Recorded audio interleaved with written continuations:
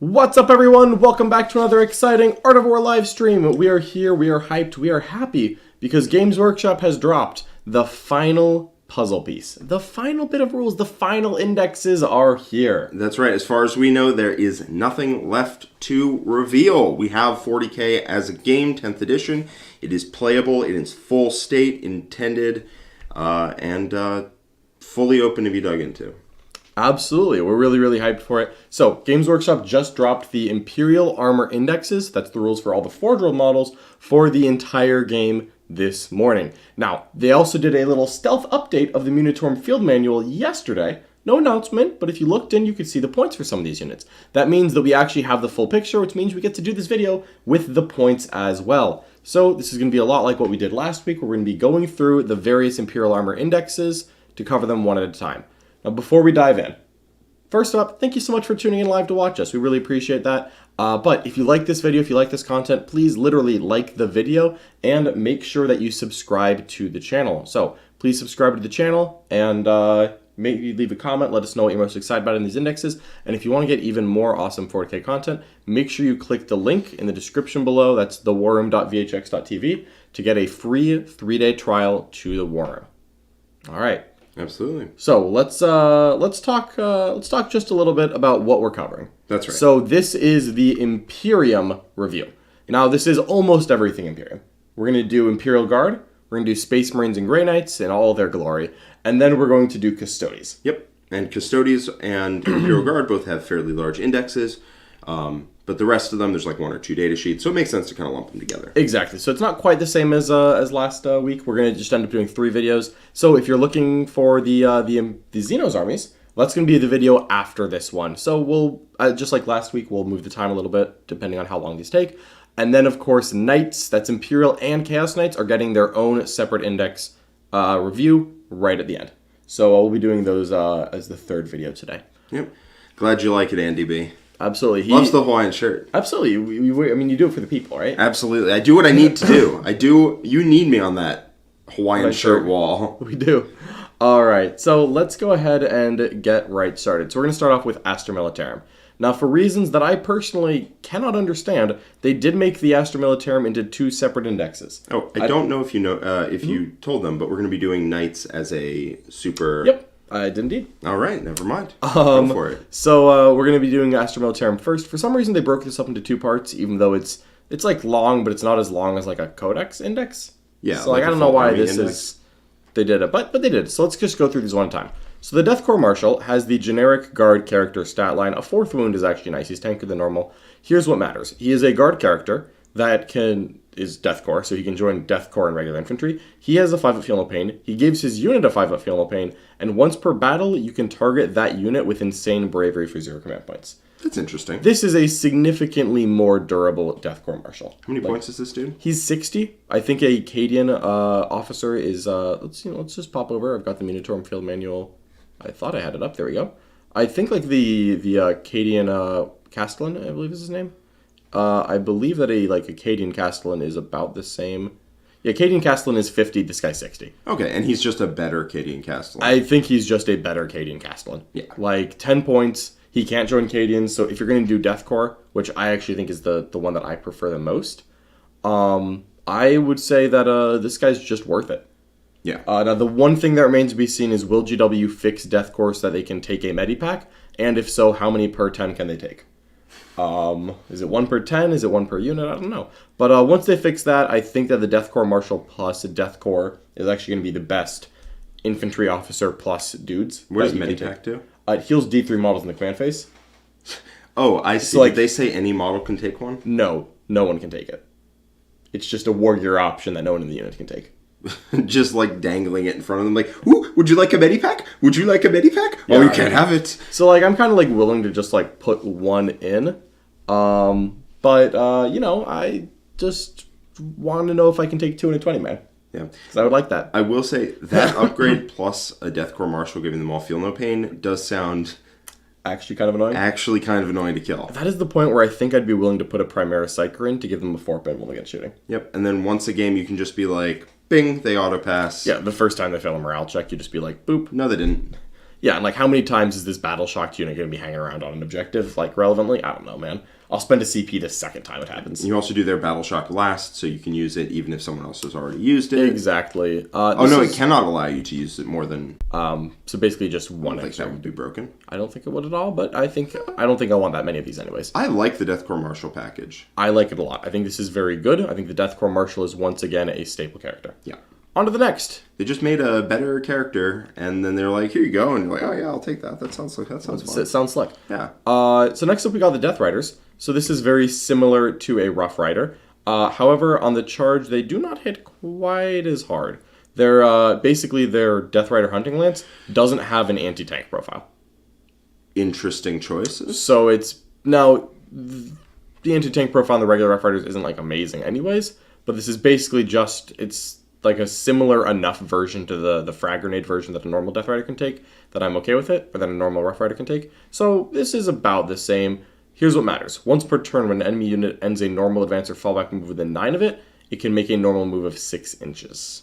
Oh, that's miserable. So that's actually very cute. Yeah, that's miserable to try to deal with as an opponent. Like, you can just pin your opponent between, hey, if you want to step up, you can't charge me because I will move back 6 inches. Like, your charge is essentially 6 inches longer. Mm-hmm. Your foot in, the past, as it were. Yeah. But if you want to shoot me, I'm going to shoot you back. Mm-hmm.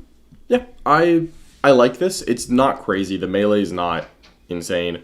Let's just do a quick check of the cost just to make sure that I'm not missing anything. Yeah, it's about 14 points a model. Okay, that is very fine. Reasonable, yeah. For a 2-wound T4 4-up save model. Yeah, they get shot to death immediately. But if you're trying to charge them, they're at their best when they're running away, which is a little odd. Yep. So, yeah, because their melee is not incredible. I'm, like, fine with this. I don't think this is that exciting. I think it's just like, oh, yeah, I could take this, but it's not, like, building a list. Well, I could see a unit of one or two of these. You just throw them out on an objective. If your opponent wants to take the objective, you run behind terrain.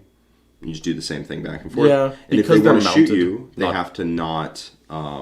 move anything onto They have to not move anything onto the objective. That's fair, yeah. If you have, like, a piece of terrain really near it, where using mounted, because you can't go through the wall, but you could zip around it, I guess that's like you just put one model on the objective, 4 guys behind, and then the one guy zips behind the wall. And they have to make a choice. Do they want to not take the objective and give you more of a snowball lead? Or, in which case, fine, they get to kill a 70-point Death Rider, who cares? Or do they want to go on the objective to try and hold it, in which case you don't lose the Death Riders and you shoot them. And then you move the Death Riders back on. There you go. Yeah. So, yeah, you can do some cute stuff with Death Riders. This is a pretty decent unit. Down the line, the Death Squadron Commander. Let me just double check. He can join Death Riders. Cool. He can issue 1 orders, same as normal. The Death Riders are regiments, so anyone could order them. So he gives the Death Riders infiltrators, which is kind of cool. Not scout. And... each time they make a charge move, it's Death Riders. This model makes a charge move. Yes. Devastating wound. So just for him, which is 5 attacks at 4/1/1. With Lance. But that doesn't affect the Dev wounds part. So just doesn't. His... if that was for the unit, I was actually about to get excited. Yeah, I read that and I was like, oh, there's a chance that John misreads that, but no. So Infiltrators is actually very spicy here in my mind, because there's very little access to Infiltrators in Guard.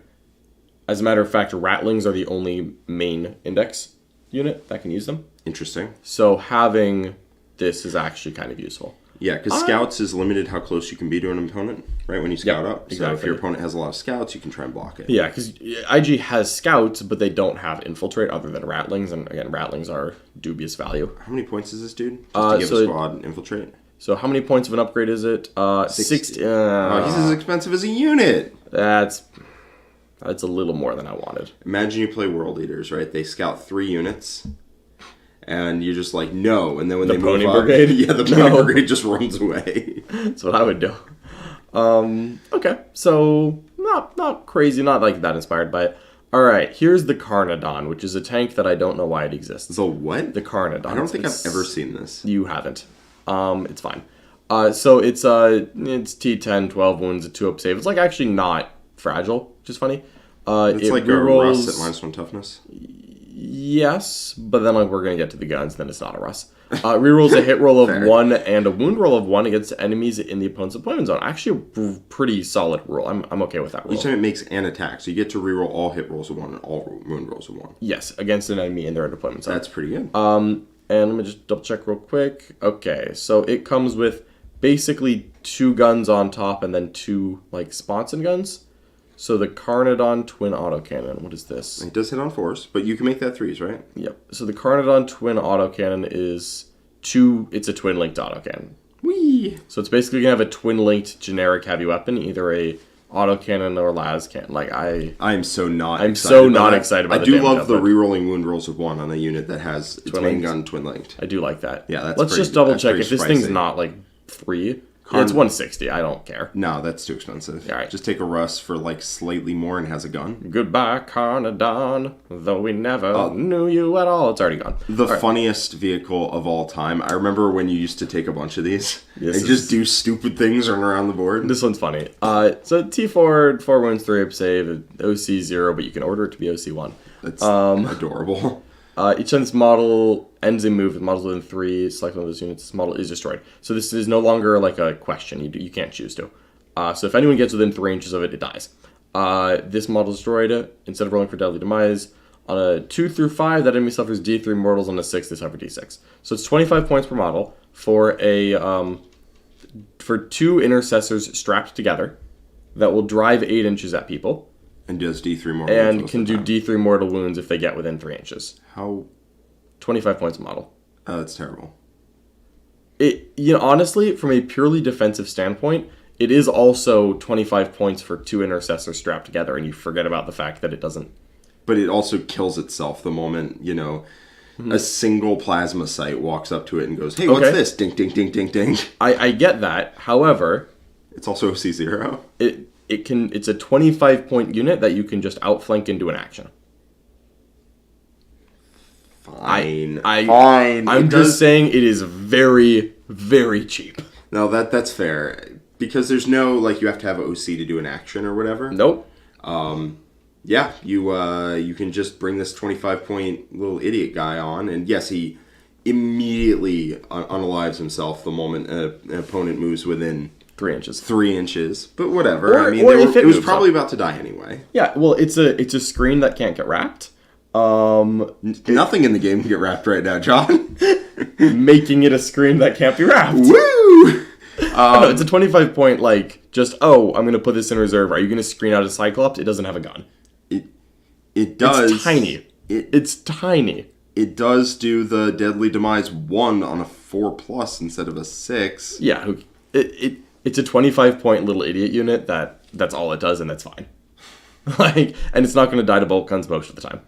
A 3-up save is pretty funny. Yeah, it won't die to bolt guns most of the time. It is a vehicle, so it has to go around walls, but it'll outflank and do an action. Yeah, just arrive. Yeah. Okay. Yeah, it's fine. It's 25 points. It's the most boring way. This thing used to drive around and do a ludicrous amount of damage to things around it. It no longer does. But we do have a super chat from, I don't know who it is, but it's totally not a bunch of dogs in a trench coat. With new art, I assume that's artillery, where is Guard on a 10th edition tier list? I think that the new Guard artillery brings them up slightly, but it doesn't make them better at anything they don't already do well. Yeah. We'll, of course, be covering the artillery soon, but spoiler alert, Guard has received yet more, this is better than the field indirect, and that's cool. But I am worried that it doesn't change the fact that if the indirect don't work, you don't have a plan B. That's true. I see through your lies. I don't think you're a bunch of dogs in a trench coat. I think you're totally wasted Lord Solar. J'accuse! I think that is a bunch of dogs in trench coat. Nope. All right. Nope, it's totally wasted Lord Solar in a trench coat with a bunch of dogs for some reason. Oh, okay. It's just a guy with a dog in a trench coat. Yeah. That makes sense. All right. Very short match. All right. I'm done with the Cyclops. It's cool. It's cute. It's cheap. That's the only thing that matters. We have the Macador. There are many Macadors. There's going to be 7 of these. There's an L in there or what? Macador? Are you saying it's a Malcador? Yeah. No, it's not a Milkador. I didn't say milk. Okay, Malk? Malcador. It's a Macador. That's what I'm going with. Okay. It's a silent L. T11, 2-up save. It is a Russ with extra wounds. Okay. Sure. Not against it. However, it does come with its own weapons, and the various profiles I think are all the same stat line. So let's just rattle them off one at a time. Well, its rule is Armor Contempt. That's great. That's insane. That's great on a 2-up save. I love that part. Rugged reliability, this thing will live. That thing is rugged and reliable. It's in cover almost all the time, which means AP2 you still get 2-ups against in shooting. So it's basically... Is it in shooting and combat as well? Range attack. Okay. All right. Let's just look at what it's going to have real quick. 2 autocannons, heavy bolter, battle cannon, and it can replace the autocannons. Cool. So it's going to have slightly different sponsons than normal. So basically it has 3 of your choice of heavy bolter, autocannon, las cannon. It'll have 3 of those. It'll have a heavy stubborn storm bolter, and it'll have a battle cannon. Now, this is the generic... this is a slightly worse battle cannon, but not in a way that I really... it's strength 9 instead of 10. That is something. So d6 plus 3, 4 plus 9, 1, 3 blast. And then 3 of your choice of heavy bolter, autocannon, or las cannon. Yeah, strength 9 is significantly worse than strength 10. Yeah, it really is. I was about to say, like, that's barely the different. I'm like, wait, no, that's actually a lot different. Not only does it change what vehicles you can wound on 4s, but it also changes that you wound Terminators on 3s, not 2s. Right. So a Macador, this is the regular one, is 250. Whereas a regular Lehman Russ, just for context, because this is better than a Lehman Russ, but a Lehman Russ battle tank is 195. So we're paying about 55 points for, admittedly, plus 5 wounds, armor of contempt, slightly better sponsons, slightly worse battle cannon, and you lose the rerolls that come with being a Russ. Yeah, 55 points is not substantially tougher. No, it is. That is a lot tougher. That is like a whole nother tier of durability in order to try to bring 5 wounds and armor of contempt, but combined with the ease of cover. It basically what we're looking for is what is the critical mass of, oh, you actually have a good anti-tank gun? Yeah, weird. I still get a 3-up save. Yeah. Or I still get a 2-up save. Because AP4 range doesn't really exist. There's not a lot of it. No. Multi-meltas are wounded on 5s. People aren't taking them. People are like, oh, a Bright Lance is good enough. Well, you know what? No matter how many Fate Dice they put into it, you get a 3-up save against a Bright Lance with Macador. Yeah, they can't... That is very significant. Can't Fate Dice your save roll. Yeah, not yours, only theirs. Yep, and you still get a 4-up against AP4. Like, that is pretty good. Or AP2, you get a 2-up if you're in cover range. So the Macador, it is very tough. I kind of want to play with it to see if it being less output than a Russ is too much of a problem. AKA, is Guard going to have a damage problem in Direct? If not, if they're just like, it doesn't matter, then yeah, you take a slightly worse Russ that doesn't get cracked first, and I think you're in a good spot. Here's the question, though. Mm-hmm. My question is, if you are taking this, why not go the extra mile and take a Dorn? Armor Contempt. Yeah, but Dorn toughness 12. I think toughness... Armor Contempt is better. Armor Contempt is pretty good. It's pretty good. This also might be cheaper than a Dorn. It is cheaper than a Dorn. Dorn's 285. Yeah. The Dorn does shoot harder, so... Yeah. This is another option. In my mind, the Macador is not a slam dunk, this is the best, or slam dunk, this is pointless. It's just like another option. Yeah, it has less damage output than either, is more durable than a Russ, questionable durability versus a Dorn, might be more, might be less, but also is cheaper. So.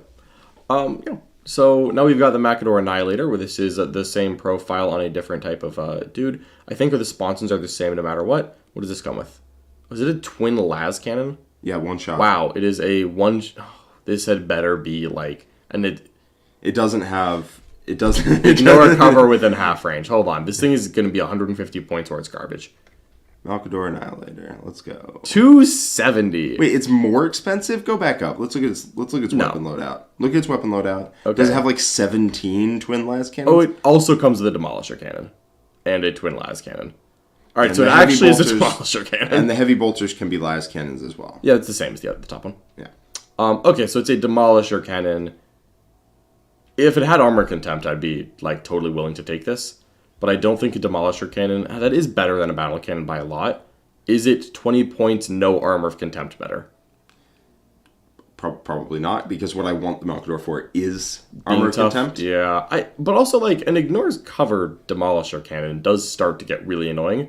Sure, but you have to be within 12. This to a No, you have to be within 12 to ignore cover. We're done here. Yeah. All right. Yeah. Sorry, Macador Annihilator. You were so close. The Macador Defender. It overwatches on 5s. What gun does this come with? Demolisher cannon, 7 heavy bolters. Honestly, I think you just keep the 7 heavy bolters. Well, 2 of them can be replaced. But if it overwatches on 5s, it functionally hits on 4s because sustained hits on heavy bolters. That's like very funny.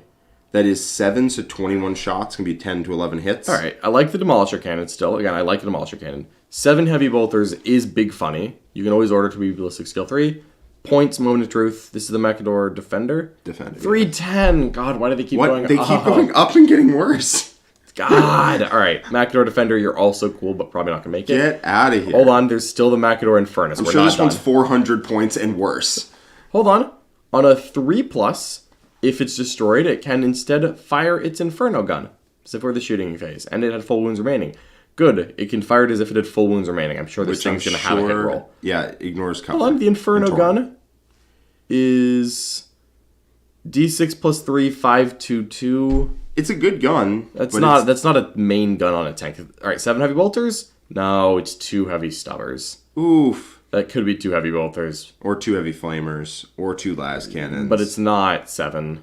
It does shoot on death, which is very funny, but it shouldn't be dying very much. I'm sure this thing is like 300. You drive it up, you shoot it, they move you, Overwatch, they kill you, you shoot again. Like, it's cute, but like, a D6 plus 3 is not the volume that I want to pay what I'm assuming is going to be 350. Hold on. Over 300 or under 300? Under. Under? I'm calling under. I'm going to say that this one's the cheapest because it is distinctly the worst. 235. That is still not good enough. That is a thick tank, but if I just go for thick, I take the regular Macador. Okay, does it have a substantially... What's the range on its main gun? 18. Okay, that is not it's like terrible not bad. Overwatch. Yeah. Not terrible Overwatch. You take double heavy flamers and you go whoosh whoosh. It's aight, I guess. Aight. This is another... Oh, this is cool. Macador tank. This isn't crazy. No. For those in the chat who were asking about where we're at... Oh, it's about to get spicy. We are... This is all tournament legal. We're only covering the tournament legal Imperial Armor Indexes. We're not covering the legends that were put out yesterday. That's just not really what we're going to be covering today. Not a real mess. But we're doing these in order. So this is Imperium, which is everything Imperium but Imperial Knights. So we're doing Guard, then it's Space Marines, Grey Knights, then it's Custodes in this video. After that, we'll take a short break, and then we'll come back with an Imperial Armor Index for Xenos. That's going to be all the Xenos armies in one. It's going to be beautiful and great. And after that is when we get to hit the Imperial and Chaos Knights in one video. Yeah. All right. So that'll be later today. So stay tuned, subscribe to the channel, and you'll get notified. Okay, so Earthshaker Carriage Battery. We are starting to get to more funny indirect. This is a Basilisk. Very funny. It is Ballistic Skill 5. But it is infantry, which means it can get orders very easily. So think of it as a Basilisk that gets easy orders, costs less, is less durable. Yeah, so it hits on 5s, but it's heavy, and you can make its ballistic skill +1. So you can make it hit on 3s if it can direct fire you 4s if it can't. Or 3s if you can find a way to ignore the indirect penalty. Or 3s if you can find a way to ignore, which I believe is a Scout Sentinel. The Scout Sentinel is the best way to do it, yeah. So if you see it with a Scout Sentinel, you'll hit on 3s with this. Otherwise, you hit on 4s. Or if you just happen to see him, because this thing moves 4 inches, even though it's... Oh, it does move 4 inches. Even though it's planted in the ground. It moves 4 inches. So, in your shooting phase, pick an infantry that was hit if one or more of the attacks after this model. So this is funny. This is model by model, but it is, I believe, a unit of 1. So, okay, so unit of 1. So... It has the same slowdown effect as a Thunderfire. -2 move, advance, and charge. Same as the Basilisk, which is very good. This is a very good piece. Let's just look at the points, because how much this cheaper than a Basilisk this is matters a lot. So, 70. So an Earthshaker is 70, and how much is a Basilisk? I do not know that. I think it's one of 5. Yeah, I think it's it's over 110. Okay, so an Earthshaker is 70. I can't actually... There it is, so 70. So, okay, so we're looking at 40 points cheaper than a Basilisk. What we get for that is we're a lot slower. We are... Basically, the order makes up for the fact that it's 1 lower ballistic skill. Right. Because you just order PP plus 1 ballistic skill. So, a Basilisk can then be ordered to ballistic skill 3. So, Basilisk can be more accurate, but getting vehicle orders is harder. Okay. So, if you're doing like an unsupported Basilisk versus an Earthshaker, I think the reality is that an Earthshaker plus Officer Babysit is not as good as a Basilisk. Okay. Because the Basilisk is just ballistic skill 4. And an officer plus that. And an officer isn't necessarily cheap. They're never lone operatives. They can die. I think I'd rather just have a Basilisk because it's a lot tougher if people shoot you. Because T7, 6 wounds, 4 up save is a significantly lower defensive profile than a Basilisk. But there is something to be said for the rule of 3. Once you've taken 3 Basilisks, is it worth taking 3 Earthshaker carriages? if you've got the orders to spare, it is not a bad idea. 210 for 3 Basilisk Lights is real good. Yep. Those things hit very hard. Does the Basilisk have the same -2 move advance charge? Same, identical roll. So you can just -2 move advance to charge your opponent's entire army. Yeah, basically every infantry is like, you take a bit of damage and stop moving. And it's not even like a bit of damage. It's not, world ending immediately, but it is 70 points and it's going to kill like 2 or 3 Marines over and over and over and over I would again. like to do that multiple times. I'm really sad that they keep printing indirect fire plus heavy, which basically says, hey, the indirect fire nerf doesn't matter. Yep, they do keep doing that, don't they? Yeah, it's wild.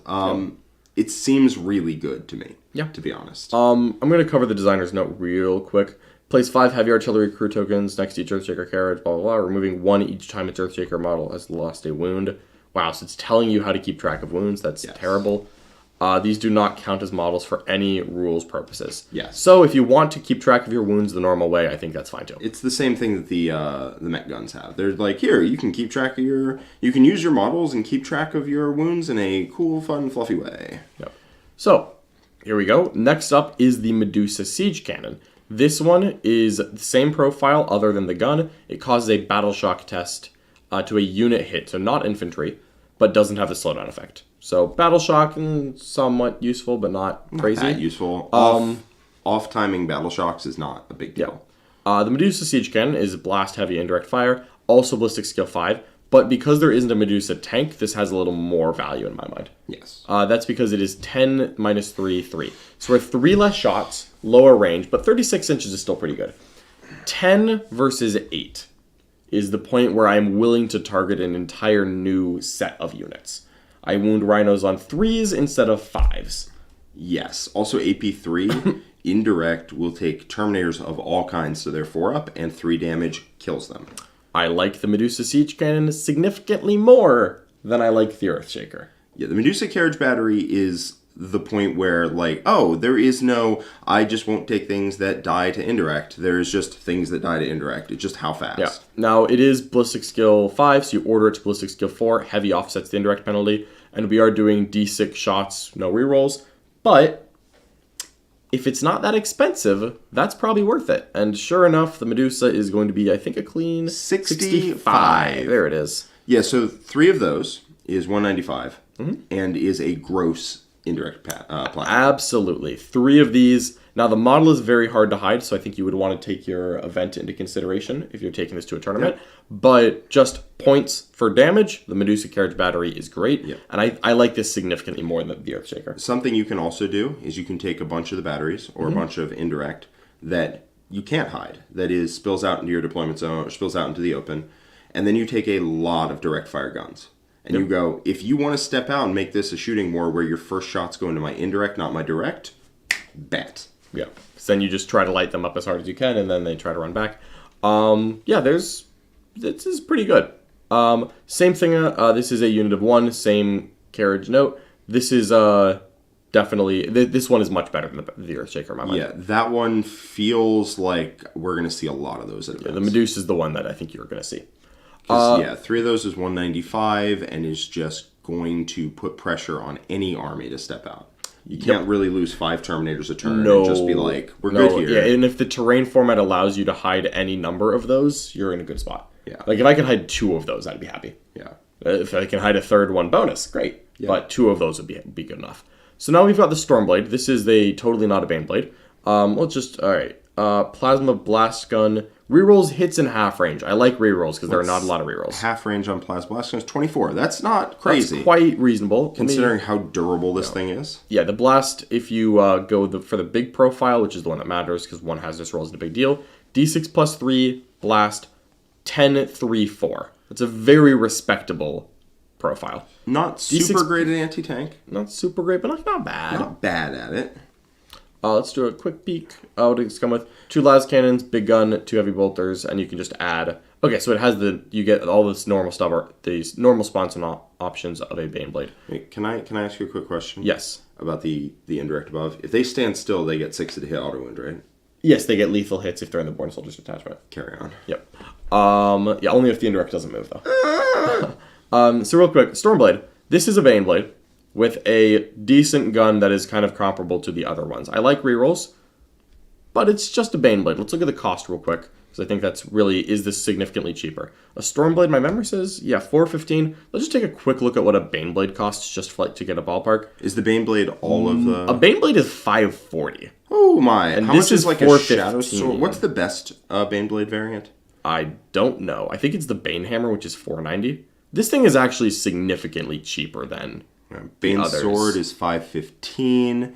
Stormlord is $460. Storm Sword is $520. Yeah, like Dune none Hammer's of them get. $455. So The Shadow Sword is $440. Okay, this is still the cheapest one by an amount. Yes. That gives it some good value. If you want to just take a guard super heavy, because this is still enough direct fire shooting. Because this, to be clear, this thing does come with, let's see, 4 twin heavy bolters, 4 las cannons, because you just can be equipped with, and so you just choose to. Yeah. That is the point. This is a good enough direct gun. This isn't a crazy direct gun. This is like a slightly better, like, Lehman Russ gun. Like this is a slightly better than an Executioner. Yeah. But it rerolls hits, and then you've got all of this things. And you can order it to be +1 to hit, right? You can order it to be ballistic skill 3. And so it's also it tough. It rerolls hits, and it's super tough. Toughness 13 is the point where you go to all those las cannons wound on 5s. All those bright lances wound on 5s. Like that. Have fun with that. I think I like the Stormblade a lot. Just because cheapest one always gets like a little bit of a mark for me. Yeah. And I think I like this better than the Shadow Sword. Cheapest way to bring that hull onto a board. And it also rerolls hits, which is super good. All right, next up we have the Macarius. I swear it's not a Macador. The Macarius. It's T13 instead of 11. Yeah. And it's 2 more wins. And it's 1 inch slower. T13 instead of 11 is a huge difference, though. That is a break point if I ever saw one. Okay, now let's just take a quick look at rules here. Again, there's going to be multiple of these Macariuses, so remember this profile. It's going to be the same. Yeah. While you're on an objective, you control, reroll a hit roll of 1. Again, any kind of rerolls whatsoever that I can get, I'm happy with. And it's reroll all hit rolls of 1 because every time you make an attack, not every time exactly, you select a shoot. None of them are written as poorly as the night one, which is nice. 2 stubbers, twin battle cannon, twin stubber, and you can like get heavy bolters instead of stubbers. Cool. So it's basically like not as good sponsons as a Russ, but a twin battle cannon, which you can twin battle cannon. I'm sure is going to be a twin link battle cannon. Yeah, it is a 48-inch twin battle cannon. So reroll 1s to hit reroll all wounds makes me like not mad about this. Not amazing volume for what I'm sure is going to be more points than a Macador, but let's just take a quick peek. They have a tendency to overprice twin weapons because they don't really properly understand that they don't properly price it that reroll wounds is not the equivalent of having double shots. Yeah.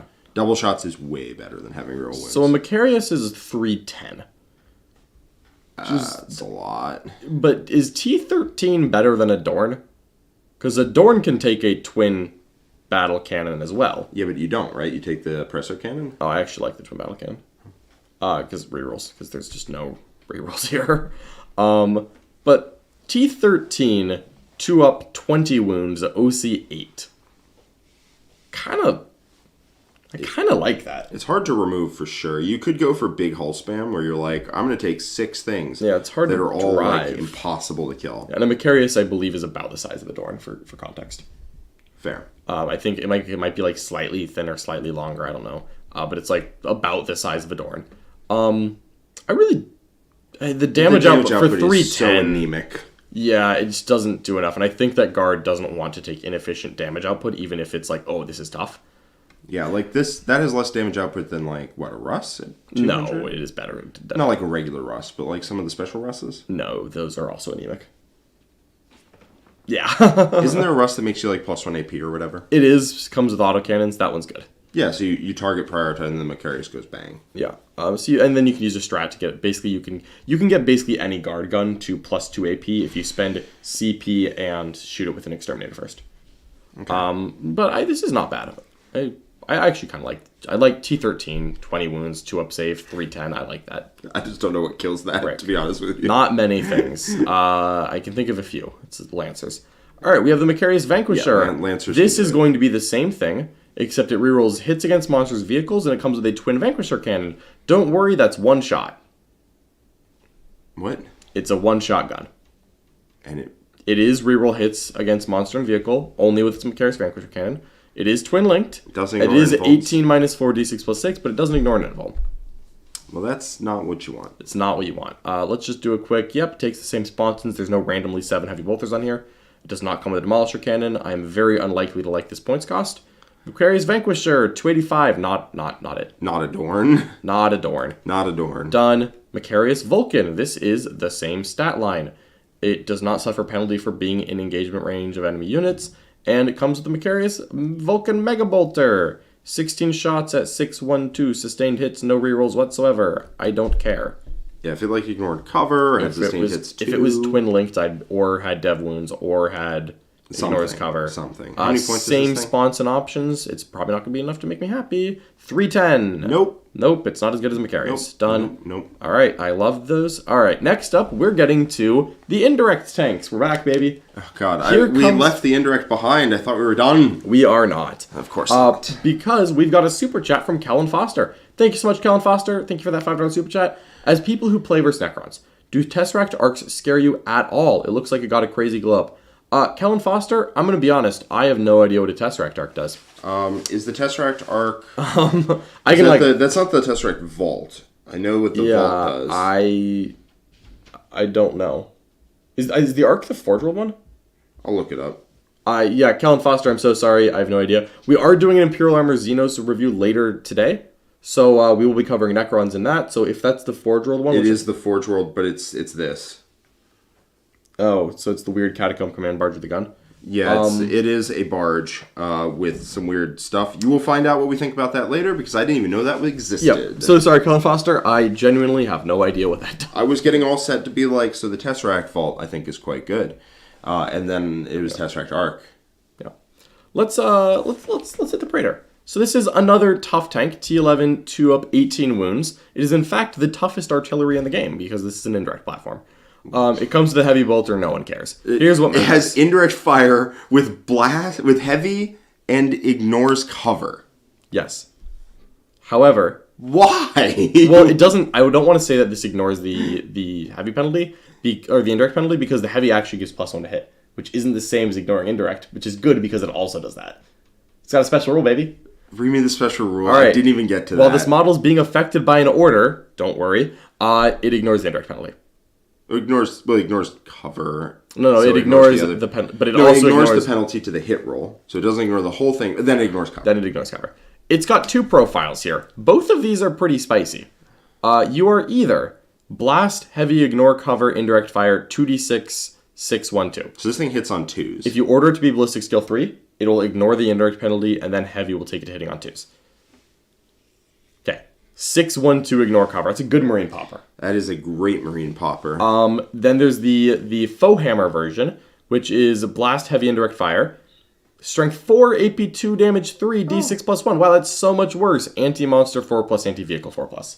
So nothing is So safe. strength 4, but into monster vehicles you just say, well, we'll just toss a couple wounds on them at AP -2 and it's damage. AP 2 instead of AP 1 ignores cover, which is better. Yep. And then it hits on 2s as long as you order it. And you just drop a couple AP 2 damage 3 saves on monster vehicle. Now this thing's going to be expensive. I can guarantee that. It's 18 wounds, T11, 2 up. This thing's going to cost. So looking at the Praetor, it is 225. That is not as much as I thought it was going to be. It's not as much as I thought, but in the context of this thing costs more than 3 Medusa carriages, it feels like it's the last indirect you would take. Oh, that hurts. And I think you will end up taking a non-indirect before you take the Praetor. That is Even true. though it's funny, I think you just don't need to pay for... Like, you have to pay for these stats, right? You can't be T11, 18 wounds, 2 up save for free. But you don't want to pay for that because you're not getting shot. Right. Yeah, indirect tanks want to be as fragile as possible, as much output as possible, for as cheap as possible. They're not really interested in durability. It can come up occasionally, but it's not what you're paying for. So the Praetor is completely cursed, but also I think it's fine. It is an insane indirect platform. If there was a Praetor launcher or whatever that sat behind a wall and just fired that. The Praetor carriage? Yeah, the Praetor just carriage put it on battery. wheels and so with some duct tape instead of a giant tank. Yeah. Yeah. Praetor, cool. I don't think it's making the cut. The Crassus. This is the one that you have to say in all caps. It's the Crassus Armored Transport.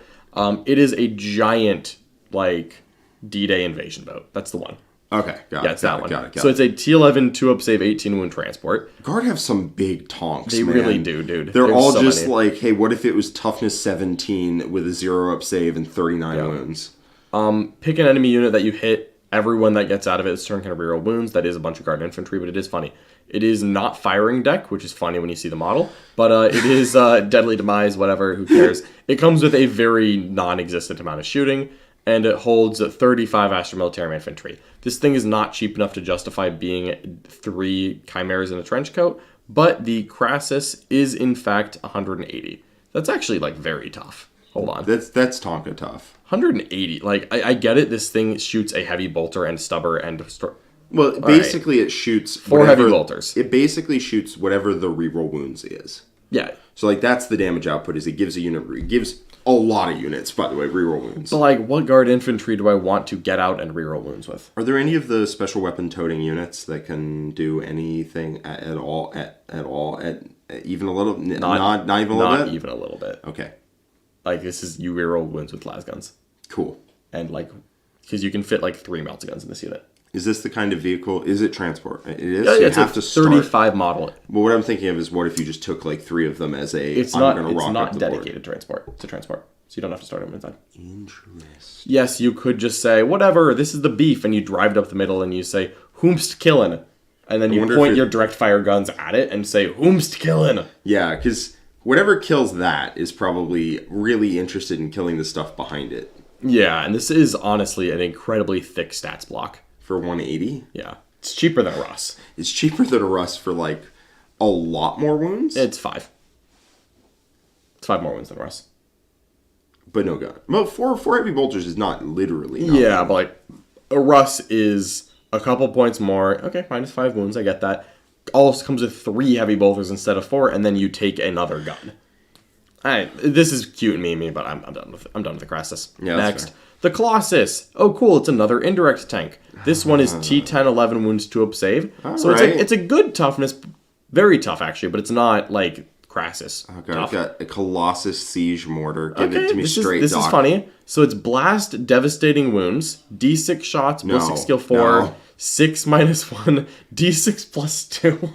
But, read its rule, John. Oh, I will! If it remains stationary, don't worry, its Colossus Siege Mortar has anti-monster, anti-vehicle 5+. It's only D6 shots, but like blast. But blast. Every time you get that critical wound through, boom! It's so funny, dude. It's so funny. Come on, laugh. Laugh. Yeah. Why do they keep printing really, really good indirect for no reason? The Colossus is 130. Oh my god. Yeah, it's pretty funny. That thing is really good. Yeah, no, you're right. Yeah. Yeah, that thing is It is insane. 120 inch range. It surely is. There is no such thing as hiding. That thing actually kills vehicles out of line of sight if you take a couple of them. Yeah, so here's the funny thing. It's not heavy. Small blessings. So if you order it to be +1 ballistic skill, it's hitting on 4s. Unless it ignores the indirect penalty. Which can be done with Scout Sentinels. But then it's actually kind of hard to make a wound. That's not indirect. Oh. Wow, it's not. No, that's not indirect. Is that a typo?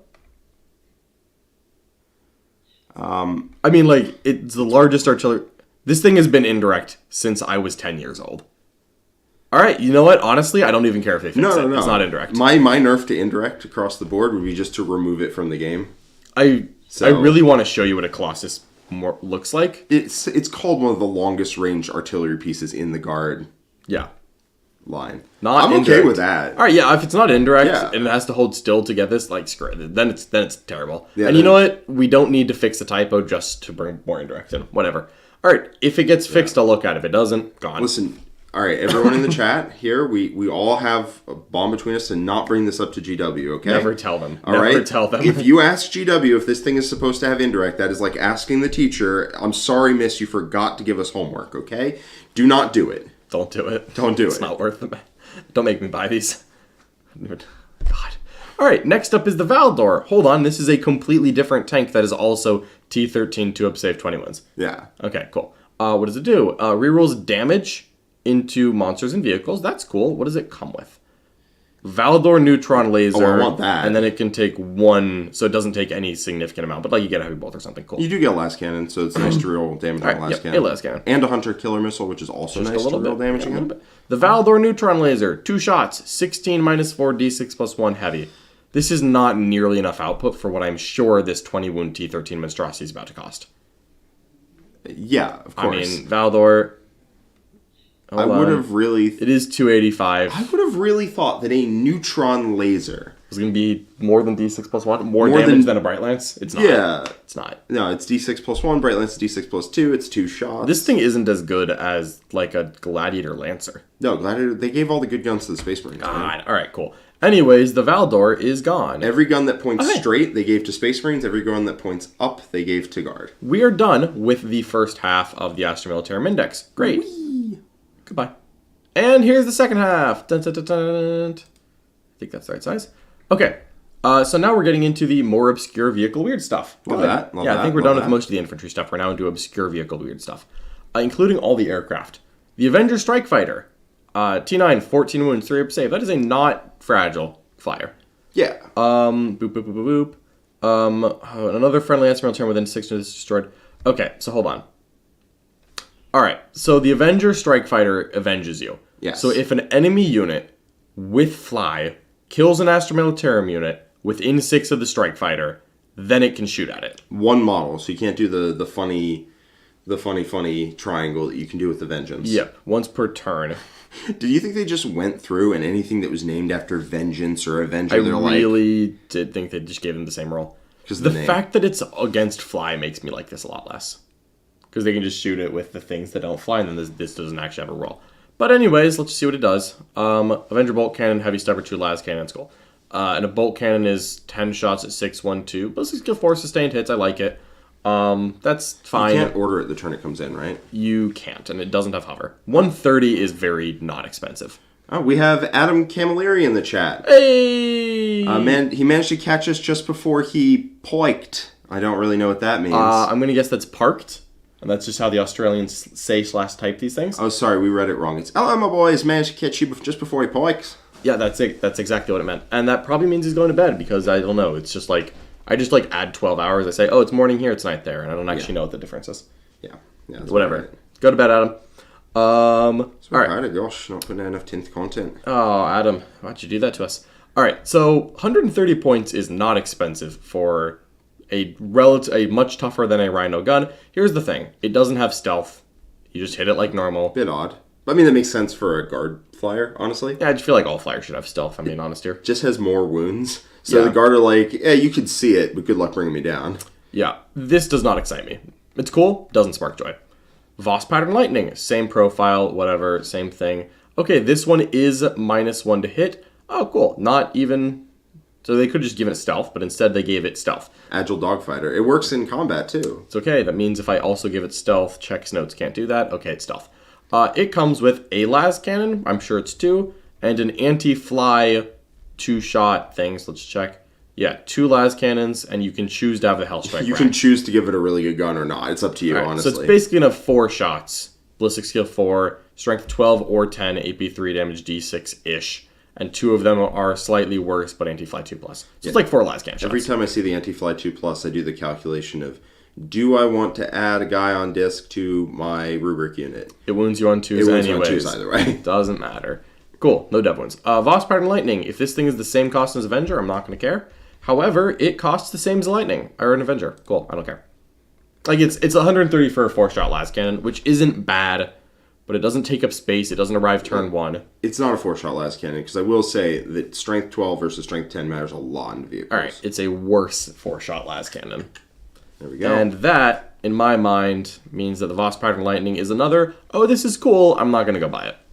All right, before we hit that Thunderbolt Heavy Fighter, we're going to hit Adam Camilleri's Super Chat. Thank you, Adam. I'll stay up late if I want. I'm a big boy. Throw some cheddar on these fine gents people working their butts off. Thank you, Adam. We really appreciate it, and we appreciate you. I'll stay up late. We are, in fact, we're getting up early, we're working hard, and we're staying up late. That's how it works now. Yep. All right. Thank you so much, Adam. Why does it have 6 melee attacks? You know what? Fair call. I don't know why the Thunderbolt and the Lightning. Do you want to have a plane fly into you? And the Avenger Strike Fighter all have 6 attacks. Do you want them to fly into you, John? Do you want that to happen? Not really, no. The Thunderbolt Heavy Fighter. T10, 15 wounds. This is a tougher. It is +1 toughness, +1 wound. You can tell it's tougher. That thing's hard to kill. What the heck? It is +1 to hit against things that fly. That's pretty good. Okay. It comes with, I'm sure, two las cannons, a noted autocannon, and maybe Thunderbolt Hellstrike racks if you want. So it has the same kind of worse things. Okay, so hold on. This is literally just a lightning with a Thunderbolt nose autocannon and slightly tougher. Okay. And +1 to hit against fly. Yeah. Which is a big deal. Which is nice. And so it adds 4 shots at twin-linked 913. That's not bad. If this thing is only a little more than a lightning, that actually might bring it over. It's also substantially tougher, right? It's +1 toughness plus like 2 wounds, 3 wounds? +1. +1 wound? Yeah.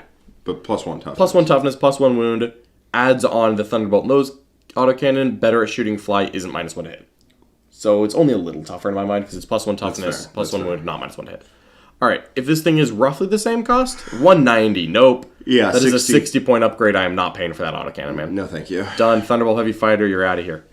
All right, the Vulture Gunship. This is actually my favorite guard flyer because I own 3 of them and because I took them to LVO once and I did pretty well.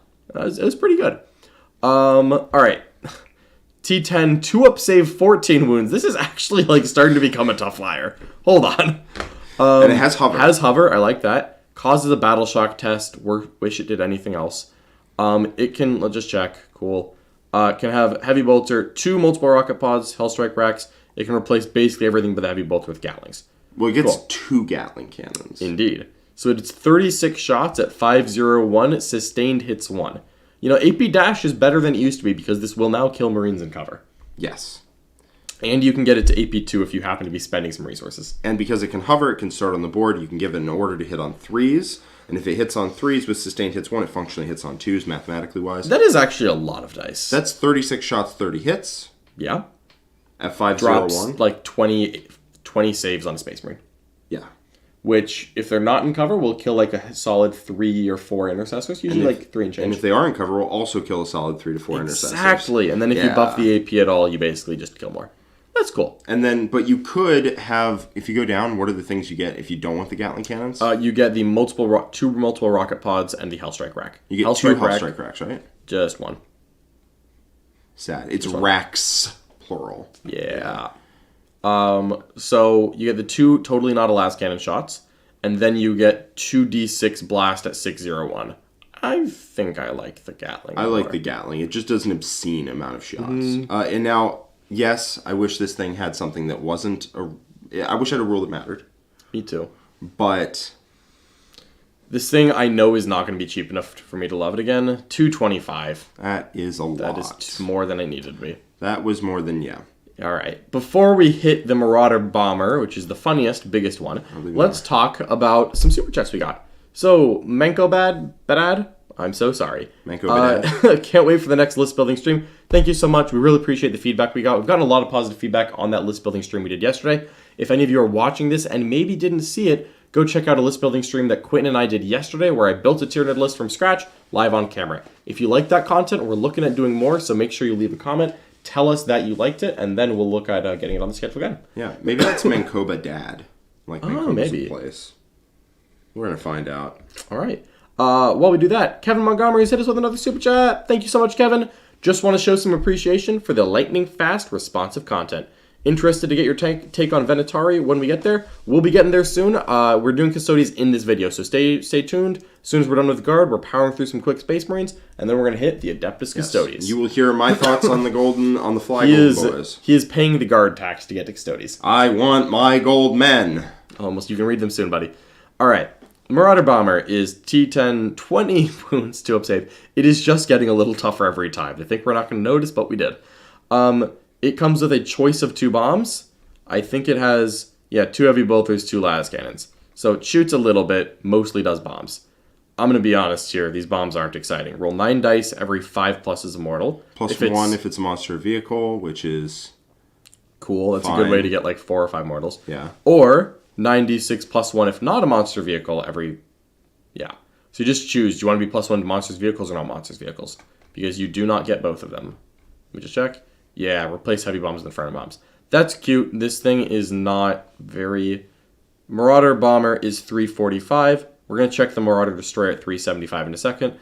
But I believe that the Marauder Bomber is just a worse Marauder Destroyer. Because the Marauder Destroyer has a bomb drop. which is 6 dice for every 3+ they suffer 1 mortal wound, which is better. What? It's better. No, I hear you. I hear what you're saying to me, and it is better. It is better. But don't worry. Don't worry. The Marauder Destroyer is the same defense and comes with a lot more guns. Let's just check.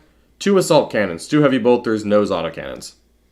Nose autocannons is the same nose autocannon. Whoa! Oh, it's 8 no, it's not. And strength 10. That is a good autocannon. Yeah, Marauder's Nose autocannons be firing las cannons out here. I don't think I'm paying 375. 4 shots. Yeah, I don't think I'm paying 375 for the Flying Fortress, but a much better autocannon, 2 assault cannons, that is a not insignificant amount of just guns going down. Yeah. Okay, right. I like that. So, real quick, we've got one more super chat before we hit the Tarantula battery. We're almost done with this. All right, Argyra Spides. I definitely butchered that. I'm so sorry. Thank you so much. Jack, how do Custodes potentially survive playing into 3x10 Desolation Marines with Guilliman on the table for double oath and potentially Whirlwind support? All right, I'm going to give you 2 reasons. Okay. Reason number 1. The second reason is rock solid. Reason number 1. You just exist on the center and you die over the course of 5 turns, you score all the points. Mm-hmm. Okay? Maybe they kill you a little faster than that. Maybe they don't. That remains to be seen. Reason number 2, rock solid. You take agents. Yep, you take agents, you take an assassin that's a lone operative, and you take Draxus. And Draxus makes one of your squads unable to be shot unless they're within 18 inches of you. Mm-hmm. And there you go. Now they can't shoot you. What's their game plan now? Yep, I've got one more trick for you. Sorry, I did also have one more, so let's see if it's the same one. Okay, so one more trick for you, if this is from the Marine player perspective. If you're having trouble with that, you look at those things and you say, wow, with full rerolls to hit and wound, they kill me, but if they don't, they don't. Here's the trick. Rapid Ingress. Yeah, I was about to say Rapid Ingress. So, Oath of Moment targets are picked in the command phase. And then Rapid Ingress units appear in the movement phase, and then the shooting phase happens. So if you just leave the center objective open and point Custodes at it, maybe a Draxus unit with 18 inches of, no shoot me. You just point that at the middle and you say, hey, are you going to come on the middle? Maybe they send 5 infiltrators up, they donate them to cause. Very kind, I hope they do. If they don't, you Rapid Ingress onto that point with a unit that they did not pick for their Seal of Oath target. Yep. Or you can also just push directly into them with it. Because they don't exactly love getting hand-to-hand with a unit of 10, guard after getting shot twice by them with reroll wounds. If you can do that, after not getting shot by any of the direct fire of the Desolators, please Rapid Ingress out of line of sight of that. Yes, should be easy. They don't want you to see them anyway. But Rapid Ingress is a great way to get a unit on the table in time for primary after any command phase buffs that the opponent has tried to hit you with. Yes. So if you did take a triple brick sort of thing, one has Draxus and is unshootable, but does shoot Marines to death very well if you're touching an objective, super well. And then the other 2, Rapid Ingress in. Alternatively, you can go MSU, where you have a lot of units, so their oath is a little bit worse. Indeed. Those are some options that you have. And if you want more Custodes, we're going to be covering them later in this video. Apparently, it is also Mankoba Dad. Okay, good to know. Tarantula Battery. This thing is T5, 4 wounds, 3 save. It's not fragile. Target with Fire Overwatch for 0 CP. Cool. It is still either a Twin Heavy Bolter or a Twin Las Cannon. So yes, it overwatches literally for free. Does it do anything on Overwatch? No, it hits on 6s. Cool. I'm not. It also doesn't move. If this is less than 10 points, I don't care. 35, don't care. I take a Cyclops because they both shoot the same, which is not at all, and one of them gets to move into actions. Yes. Yes. Cool. Rapier, laser. Wait, can the boom boom, the Cyclops, whatever, can it do actions? Doesn't have a gun? Yeah, it's eligible to shoot. Same reason a Demonette can. Got it. See ya. Rapier Laser Destroyer Battery. About the same toughness, 1 less toughness, but 4 wound, 3 wound 4 up save. This is a lot more fragile. Wow. Here's the thing. It's probably cheap, wink, and it has a gun. It is a twin-linked 2-shot 12 minus 2 d6 plus 1. It's almost a 2-shot twin-linked las cannon. It is ballistic skill 5, but it's heavy. It can take an order, so it could be ballistic skill 4. AP2 is not the best, but not bad. And while it remains stationary, it gets lethal hits. And also affected by an order. Yes, which is also what you get for remaining stationary with, being guard. Yeah. Oh my god. Yeah, if you get an order, you get to Born Soldiers, which You already do. Okay, cool. So anyways, if this thing is super cheap, I like it, and if it's not, I don't. Rapier Laser Destroyer, 30 points a model. There it is, I like it. Yeah, move 6. Yep. You can take a single one. It's infantry. What? Okay. So you can take a unit of 3. So 90 points, you just put it behind a wall. And then you say, +1 ballistic skill, and for 90 points, you step out with 6 twin-link glass cannons that are AP2. That I like. For 90 points, I'm willing to do that. And it's not that tough. But you know what? 90 points. I do like that, yes. And that is better damage than any Russ. Next. I hate that. I hate that so much. All right, the Hades Preaching Drill. God, there's so many units here. Are we done? It can deep strike. Each time you set it up, select an Astra Militarum infantry and strategic reserves. Set it wholly up on the battlefield 9 inches of this, more than 9 inches from all enemy units. Cool. Fun fact, you could do that with rapid ingress. I don't know if you want to, but cool. It is 9 T9, 8 wounds, 3 up save, 6 attacks, so weapon skill 4 in melee. It doesn't have a gun. Great. It shouldn't have a gun. Okay. It's a weird drop pod. Hades. What are we doing here? The Hades Preaching Drill 110. That is probably more than I want to spend for weird drop pod because it only brings an Astra Militarum infantry, and I don't care about those. Yeah, no. All right. Although it is any infantry, so it could be a 20-man with like a bunch of characters attached. That is kind of funny to like rapid ingress in, actually. You just have the big stupid bomb coming in off of deep strike. It's kind of funny. Yeah. It's not crazy, but it's kind of funny. Just spilling out of a big hole in the ground. All right. Oh, we've got another super chat. Mithril Blade is showing their support for a Crassus giving reroll wounds to 30 Scions and a command squad. Mithril Blade, I think you do 2 Scion command squads and then 2 10-man Scions for 30 dudes, and I think that's how you do it. But that would be pretty cool. You can definitely get rerolls to a bunch of Scions with that. Plus, the Crassus Armored Transport is one of the coolest models that Forge World has made. Hades Breaches Drill, we're done. I think we're on the last one. The Trojan Support Vehicle. T9, 11 wounds, 3 up save. It's definitely a stat line. Command phase, I think this is the fixed vehicle one. Yeah, regains D3 lost wounds and rerolls a hit roll of 1.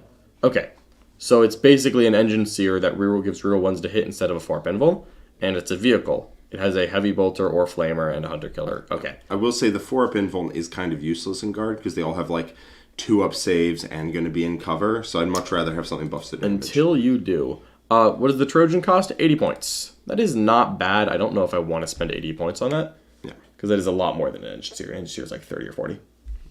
All right. Well, that rounds out guard for us. That rounds out guard. That was a lot. I think the message here is that the Death Corps Marshal is great. Several of the indirect tanks are pretty good. And a lot of those are alternatives. Yep. And that's it. That's it. All right, we've got a super chat from Shackleton Mangrum. Is Anthony Vanilla okay? He seems so miserably salty. Oh, I hope he's in the chat. Anthony Vanilla is great. Not only that, but he's a Chaos player. And so that's actually like a default setting. Yeah, Chaos players... You remember when Chaos only had 1 wound on all their Marines? Yeah. Yeah, that just does something to the soul. It does. It's not his fault. Yeah. They marinated in the having 1 wound stew for too long. And of the rest of the Art of War team, Nick's the only other Chaos player. But he's also an Eldar player, so he's not allowed to be miserable because he's spoiled. That's true. His default setting is to run away from Chaos when they become... That's true. Whereas Anthony sticks it out. He sticks it out. Chaos players that play Chaos when they're not broken, those ones, they've earned a little bit of salt, I think. They have. Thank you so much for the support, Shackleton Mangrum. That wraps up Astra Militarum. All right. You want to quick hit some Space Marines and Grey Knights? Let's do it. There's not much to talk about. It's going to be real fast. The Astraeus. Ooh, I'm actually getting one of these. Oh, cool. From my 2,000 point list GW sending me for LVO. Very cool. So, all right. Oh, that's an invul now. I don't know if... Oh, it doesn't have void shields. Okay, that's why. T12, 2 up, 24 wounds, 5 up invul. Cool. It has... The Plasma Eradicators, I think, are the side guns. So I think it has 2 of these. Side guns. So 2d6 blast, 833. Hazardous, but like that's actually 2d6 blast to that profile is quite good. Yeah, it has 2 of those, or it has 2 something else, I think. Las Rippers. So, or you could have 2 shots, so 4 total, at 12, 3, d6 plus 1. That is a real choice. Oh, it's so nice to live in Ballistic Skill 3+ land. Yeah, I know. This is a real choice of which of those do you want. Comes with stubbers and heavy bolters or twin las cannons. I'm sure you put one of these on the front. Cool. Here's what matters. Twin macro accelerator cannon. 12 shots. It's an auto cannon. That's 12 shots and twin linked. And sustained it's 1. That is a good auto cannon, but it is an auto cannon. It's a bit odd. It's AP 1 on the top of that gigantic model. Mm-hmm. But, hey. And then after you select an enemy unit that's hit, and then they're -1 to hit you back. Okay, so but that's anything, not the Astraeus. So that's kind of cool. Because ideally you probably are killing one thing and then putting a stubber into someone you don't have time for. Oh no, it's hit by one or more attacks with its twin macro accelerator. So like the unit that you're trying to unalive is the one that... I mean, I guess if you miss, like you really do, like if you like don't kill it, you do want it to be like stop. Well, so like let's say you shoot at a Terminator unit, right? You kill 2 or 3. Sure. Or you kill 2. Yeah, thinking the 2-up save problem, but yeah. Yeah, but sustained hits 1 plus twin link. You hand them a bunch of saves. You do hand them a bunch of saves. You kill like 2, and then they're -1 to hit, and you do the same thing next turn. Like you're just degrading them every turn of the game. Yeah, it is quite nice. It is very tough. I need this thing to be a little bit cheap for me to love it. Oh, hold on, we got to go to the Adeptus Astartes parts. Space Marines. Space Marines, Thunder right. Space Marines. It's down at like page 28 or something. Oh, jeez. Oh god, what have you done? I don't know. Hit the center button. Here, give me. Fine. Oh no, you just froze it. Sweet. Cool. Well, I think our mouse died. There we go. We're gonna get there the old-fashioned way. Thank you for that. While you find those Space Marine points, let me hit a super chat. Cameron has hit us with the super chat. Quentin, answer your texts. P.S. Alex says hi. Unfortunately, Quentin is not here, but he is here in spirit. And also the mouse appears to it. And the mouse is back. That's great. We will tell Quentin. However, if you want, you could always text him yourself. That's right. I'm sure he'll answer. Yeah, Quentin always answers texts. Always answers his texts. At least answers them from me. I don't know. Oh, wow. The Astraeus is 525. That is a points, and for reference, the other model's 840. 525 is, like, not bad. That is significantly tougher than a Land Raider. It's not a transport. It shoots quite respectably hard. I don't think this is, like, build-around, but, like, if you took an Astraeus, I'd be like, yeah, that's pretty good. It does a bunch of damage. It is 525 is a lot, man. 525 is not cheap. Like, I mean, come on. This is just better than any of the Baneblade options. Yes. Well, it's toughness 12, not 13. Yeah, but it's an invuln probably doesn't matter much. It shoots a lot harder, and it has access to Oath of Moment, and it hits on 3s generically. Deadly Demise D6 plus 2. You roll that 6 in the middle of your army, and Big funny hours. The game ended either way, but like, yeah, it ends in spectacular fashion. Very funny. Yeah. So the Astraeus, pretty cool. All right. So we have 2 super chats before we hit the Thunderhawk gunship. Will, I really am. Thank you so much. From 1 to Taunar, how happy is Mr. Siegler? I don't know. I tried talking to him this morning, but he was on his phone playing this new game called Tetris. Tetra. He's pretty happy, I think. Yeah, he's playing Tetris, yeah. Tetris, yeah. Weird. I think Siegs was pretty happy. Of course, we'll have a Xenos review later today, which I'm sure Mr. Richard will make a cameo on, and we'll go from there. So, one more, and that is from Ill Will, who is not Will I Really Am. Ill Will, thank you so much for the super chat. Demons player here, seething at how many Imperium Forgeable data sheets there are, while all mine are gone. List making stream was great. Once more of that content, please. So glad to hear you enjoyed the list making stream. We really appreciate it. As far as the data sheets, I am surprised that all of the Chaos stuff just kind of got Thanos snapped. Like the CSM stuff, I really was surprised by. Yeah, Demons, I get it. Zarachniel is just like a greater demon as Slaanesh, but like I don't know, it's a little surprising. Yeah, I'm with you. I definitely think that's disappointing, even though those aren't armies I personally play much. That is weird. Yeah. Thunderhawk gunship. We're gonna do this one twice because it's gonna be in Grey Knights too, and I think it's identical. Anyways, it is significantly better in Grey Knights because the units with Deep Strike is like all of them. Terminators. T12. 2-up save, 30 wounds, OC 0, move 20, blah, blah, blah, blah, blah. This thing does shoot a non-zero mount, and it rolls 66 when it passes over people, and a 3+ suffers immortal. Okay, it has a Hellstrike missile battery, which is anti-fly 4+, cool. The Thunderhawk heavy cannon, which I believe is a choice of this. How many of each guns does it have? I believe it has 1 Hellstrike missile battery. We'll just find out. All right. You replace the cluster bombs with the Hellstrike, so you will. Oh, wow. You probably just will do that. Probably do, yeah. 2 las cannons, heavy cannon, 4 twin heavy bolters, and 4 twin heavy bolters. You have your choice of turbo laser or heavy cannon. All right, cool. So the heavy cannon blast D6 plus 3 at 10 minus 2 3. D6 plus 6. Sorry, D6 plus 6. That is good. At 10 minus 2 3. That's a lot of shots. Or D3 plus 1 at 20 minus 4 D6 plus 6. Stop living. 2 different rolls, both actually very respectable guns. And Each time a unit with this deep strike ability disembarks from this model after it has made a normal move, that unit is still eligible to declare a charge this turn. It does have hover. Here's the thing. It's 840 points. Yes. And I don't actually know if it comes with a base. What do you mean comes with a base? Of course. Like, no. Like, everyone puts it on a base. I don't know if it comes... I have no idea what size base this is. I don't think you can ever deploy a Thunderhawk without accidentally touching a terrain feature and getting seen. Like, if you were to hover mode it and say, I'm not an aircraft, you can't see me through walls, I think your base accidentally touches it and someone's like, but you are 7 feet off the ground. Thunderhawk is also, like, this big. Yeah, it's getting seen. Like, the point. Yeah, it's getting seen. You just get cover, and then you go, like, can you kill a toughness 12, 30 wound idiot with a 2-up save and in cover? And the answer almost always is going to be no. But the funny thing is that if you, like, hover it, it has to fly over terrain, which means it's losing distance, and then it only moves 20. So it is like a good assault ramp thing. I think what you do. Are you saying you deep strike it? No. Okay. No. I think you do deep Is strike you find the biggest, longest avenue on the board, and you slap this thing clean in the middle of it, and with its wing barely behind a wall. And no, it's taller than terrain. Oh, so it can just move over.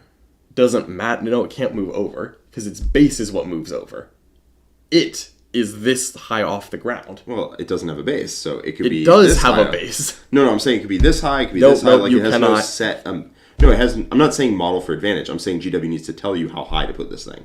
Well, they never will. They never will. They never will. This is a very funny meme. It is 840 points of oh no, I went second. I don't think it's an oh no, I went second. I think there are some armies where it's oh no, I went second. Oh, yeah, obviously into World Eaters you can go second and it's totally fine. Yeah. But, like, what are we doing here? Yeah, well, it can hold, 30 models? It can hold 30 infantry. So if these things... It can things... hold mounted? Yeah. So, yeah, you can just slam, 30 Vanguard vets or whatever. It's better in Grey Knights, in my opinion. Yep, because then people have it. But... It's 840 points. Listen, when we get to Grey Knights, I'll have more to say about this. Let's go to that. Because I think it's definitely a Grey Knights Space Marines are done. Grey Knights. The reason I think it's a Grey Knight thing is because most Grey Knight models have Deep Strike, whereas in Space Marines they don't. This is the same thing. You can do the same thing. You can make a normal move. Units can get out. They can still charge if they have the Deep Strike rule. Okay, now that we're talking about Grey Knights... I still think it's a funny meme. It is a hilarious meme. Yeah. So here's what you do.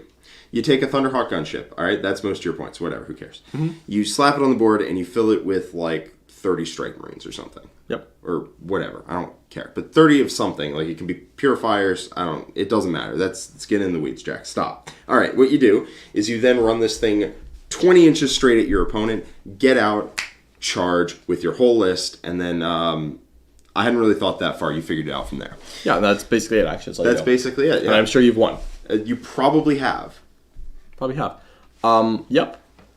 It's a very funny meme. It is a very funny meme. The other thing that Grey Knights have is a Land Raider Banisher. Yes. This is a Land Raider. It comes with assault ramps. The only thing different is it comes with different weapons. It has a two heavy incinerators, a twin side cannon, and it can take the normal things Land Raider kind of, which are free, so you just toss them on. Cool. Now that we've gotten past that, it is 4d6 shots, because it's two of these. 611 ignores cover, 18-inch range auto hit. That is a very good amount of anti-infantry. And then a twin side cannon is a side cannon that is rerolling hits. Or rerolling wounds, pardon me. So sustained hits 3 shots at 812. How many points is this thing? It's 250-ish, if I remember correctly. That is not terrible, honestly. How many Grey Knights? Come on. Oh, wow. Didn't realize that searching Grey was going to give me so many options. 235. No, 255, sorry. Okay, that is about the cost of the cheaper Land Raiders, so it's less than a regular last cannon Land Raider. And it's significantly less than a Redeemer. It's 35 points less than a Redeemer. I am not opposed to that. I don't think it's necessary at all, but if you were going to take a Land Raider and you're playing Grey Knights, sure. I actually think Overwatch. I think this is the best Land Raider in Grey Knights. Because Grey Knights, do Grey Knights get the Redeemer Crusader? I honestly didn't think they do. Well, let's find out. Land Raider, Crusader, Redeemer. Yeah, okay, cool. So they do get all the options. But that's good. I think what you do in Grey Knights is your units are expensive, right? Your Terminators, whatever you're taking in the Land Raiders, are expensive. And so you need to cut down on points Yep. as much as possible. Also, 4d6 auto hits at 18 inches that ignore cover at 611 is legitimately very scary. Yeah. Yeah, into a lot of armies that is quite scary. Yeah. So Not every army. I think this thing's pretty cool. Yeah. But we're now done with Grey Knights. Yes, we are. All right. So Okay, all right. up next is Custodes. The gold boys, my man. Before we do Custodes, Let's go. I'm so sorry. I do want to give a quick pitch. I actually want to give a shout out to one of our sponsors, and that is the Army Painter. So for any of you who used to watch our paint streams or have seen all of the models that we have on our tables, because we do in fact stream games and you subscribe to the channel to watch them, almost all of those are are painted by Army Painter. I laughed at a super chat. We'll get to that in a second. Almost all of these are painted by Army Painter Paints, and that is because I really like their product and I really like it through an airbrush. So if you haven't checked out Army Painter Paints, I'd really recommend it. They have a lot of things besides paint as well. I use them for like the miniature tufts that I put on my bases. I think their air paints are honestly some of the best in the business, especially for someone who is getting into airbrushing. When I was getting into airbrushing, I was kind of having trouble like thinning my paints, getting the right balance. I got some Army Painter Paints because I was told I didn't need to thin them. And my airbrushing game, the rest of the house can testify, has skyrocketed since that point. Both speed, quality, how it looks. I've really liked their air paints, and I've started using their brush paints and their brushes for everything else. As well, if you don't have a wet palette, it'll change your life. Get a wet palette if you're painting, and check out all that stuff with the Army Painter. They're fantastic, really high quality products, great customer service. I would highly recommend taking a look at their site. All right, Jack. Yes. You wanted to talk Custodes. You know what, John? I really do. Okay, so this is the Custodian Guard with Adriacite and Pyrethite. Adricite and Pyrethite spears. Sure. It is a Custodian Guard on its face. No differences, except the gun is slightly different. Adricite and Pyrethite spears in melee are exactly the same, but in shooting are a little different. The Pyrethite is a meltagun on its face. That's it. And the Adricite spear is 18-inch range, 5 -2, 3, which is not terrible, but is not nearly as good in this current edition as it was last edition. And, to be clear, That strength of 5. it cannot double tap once per game, but instead once a game can get lethal hits, ignore cover. That seems fine. Not really what I would use it on. No. And how many points would you pay for Custodian Guard to take that upgrade? I'm not even sure it is an upgrade, to be honest with you. Okay. It has the same rule where if you reroll wound rolls of 1, and while it's in range to inject a marker, you reroll the wound roll instead. I am not sold that this unit is an upgrade over a regular Custodian Guard, and I certainly wouldn't spend, let's say, 20 extra points on it. Yep, well that's what you would have to. Damn it! Sorry. Yep. I think this is the worst Custodian Guard. I think it is. It could be that the profile is a little better. It's certainly not 20 points better. Fully agreed. So, thank you. It's also not battle line. And to set the standard for the book, it has the standard rider. If a leader could join Custodian Guard, it could join this instead. Cool. Yes. Before we hit Sagittarium Custodians, let's actually hit a super chat. Shane Murphy asks, can the Grey Knight Land Raider shoot the Psych Cannon since it's not a Psyker? Yes, it can, even though the weapon is psychic and it's not a Psyker. GW did clarify in the designer's commentary that that's like a fluff blurb and not an actual limit. Because it says that, like, in like the fluff blurb, it says, psychic weapons are used by Psykers. But yes, it can shoot it. Designer's commentary is like, yeah, you can just shoot the gun. Yeah. So if you go up for one second on the Adricite and Pyrethite spears. Oh god, he's still going. I sure am. There's something that happens when they name a meltagun something different. That happens to people's brains. And it happened last time too. And it happened to me a couple times. If you take the exact stats of a meltagun and you name it a Pyrethite spear, people suddenly look at it and go, man, that's a good profile. And they just forget that it's the meltagun that they've shot a million times, and they forget exactly how, wishy-washy it is. It is the same old meltagun. Yes. All right. Custodian Guard are amazing with their stock spears. Pyrethite and Adricite spears, not necessary. Okay. So we've got the Sagittarium Custodians next. This is the same stat block as a Custodian Guard, but it does come with a very unique gun. Yes, it does, and it's about the same cost. It's $250 for 5, and that's all you can take, right? Probably. Let's see. I believe that is, in fact, the case. So if you go dink, boop, dink. There we go. Sagittarium Guard are in there, $250 for 5, and you have to take 5. Easy. Okay, so Sagittarium, exactly the same as a Custodian Guard on its face. Not battle line. Not battle line. So 15 is the most you need to own. If you own more than that, go ahead and sell them to me. If this was battle line, this would be my pick for attaching Draxus to it. And you just sit on your home objective, just shooting every turn. If it was. If it were. It is not.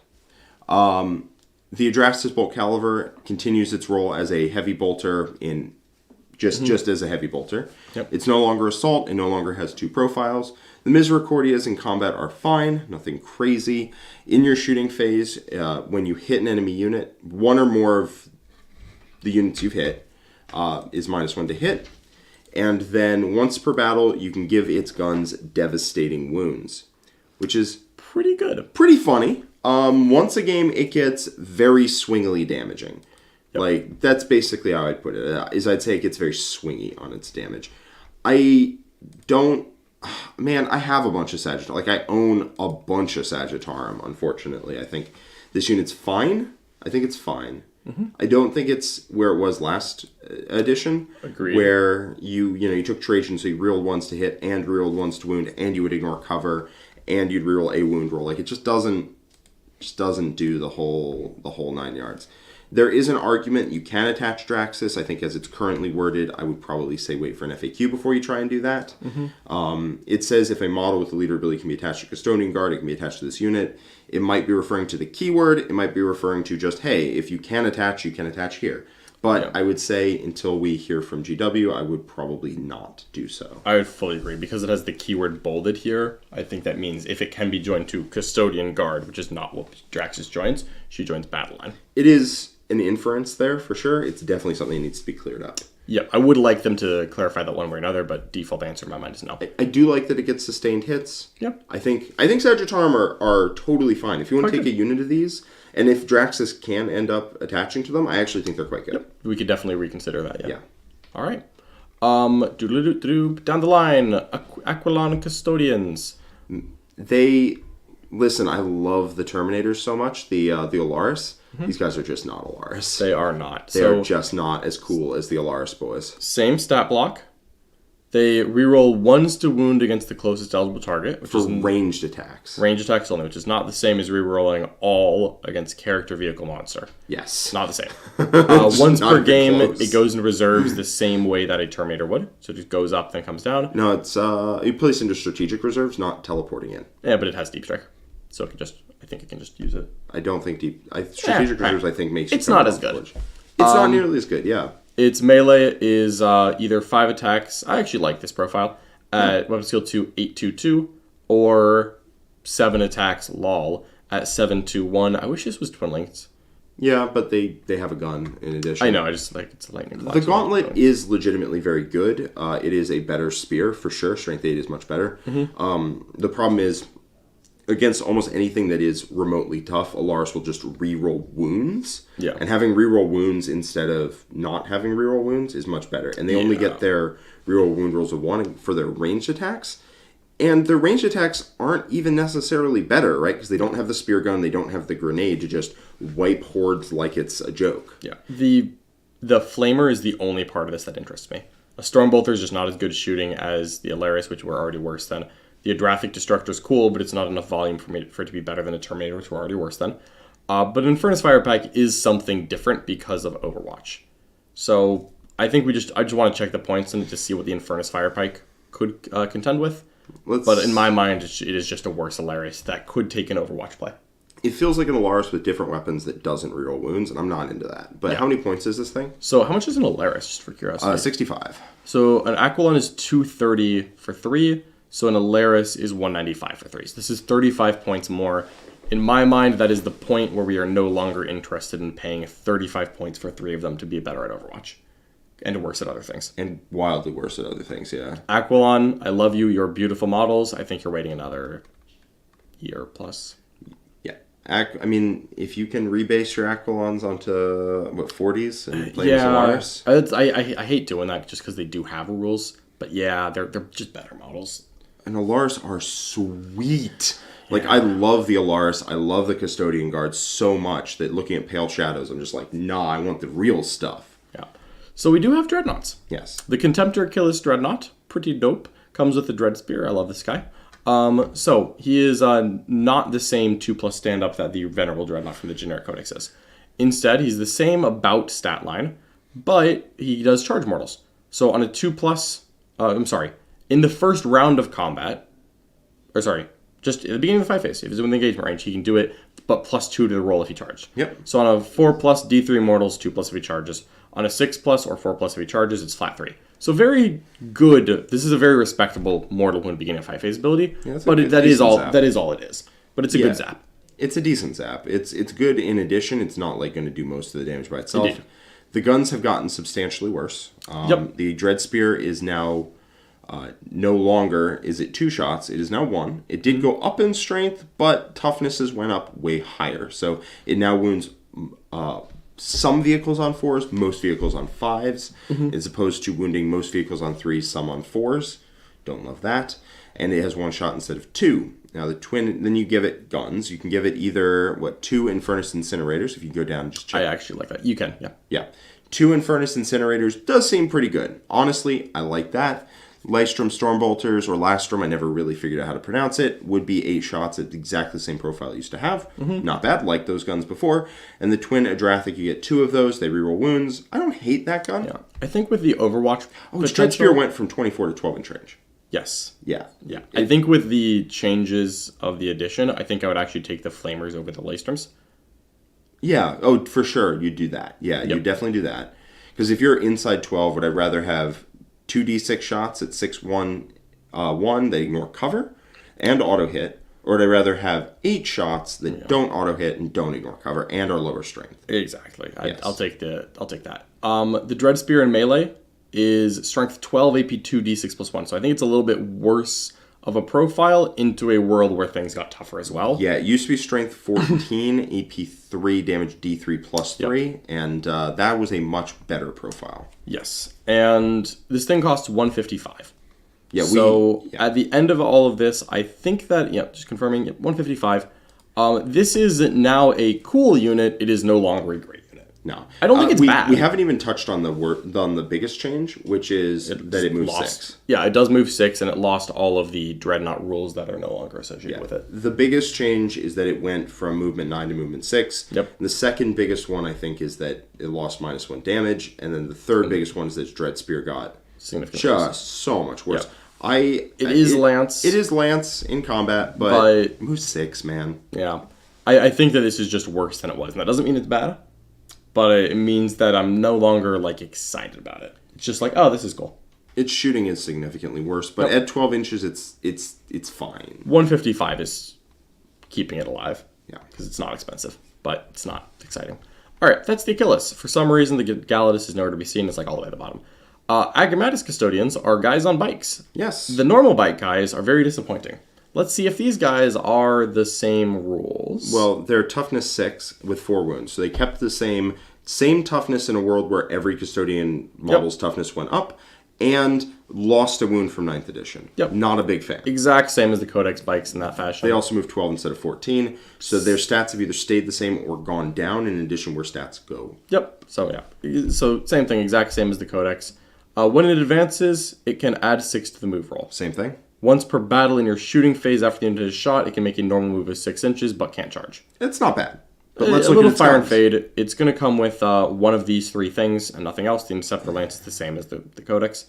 Either 1 shot at 723, or 3 shots at 611, or 2 shots at 912 twin linked. None of this is exciting. The Las Pulsar is almost certainly the one you pick, but its weapon, also the Interceptor Lance, is identical to the bike.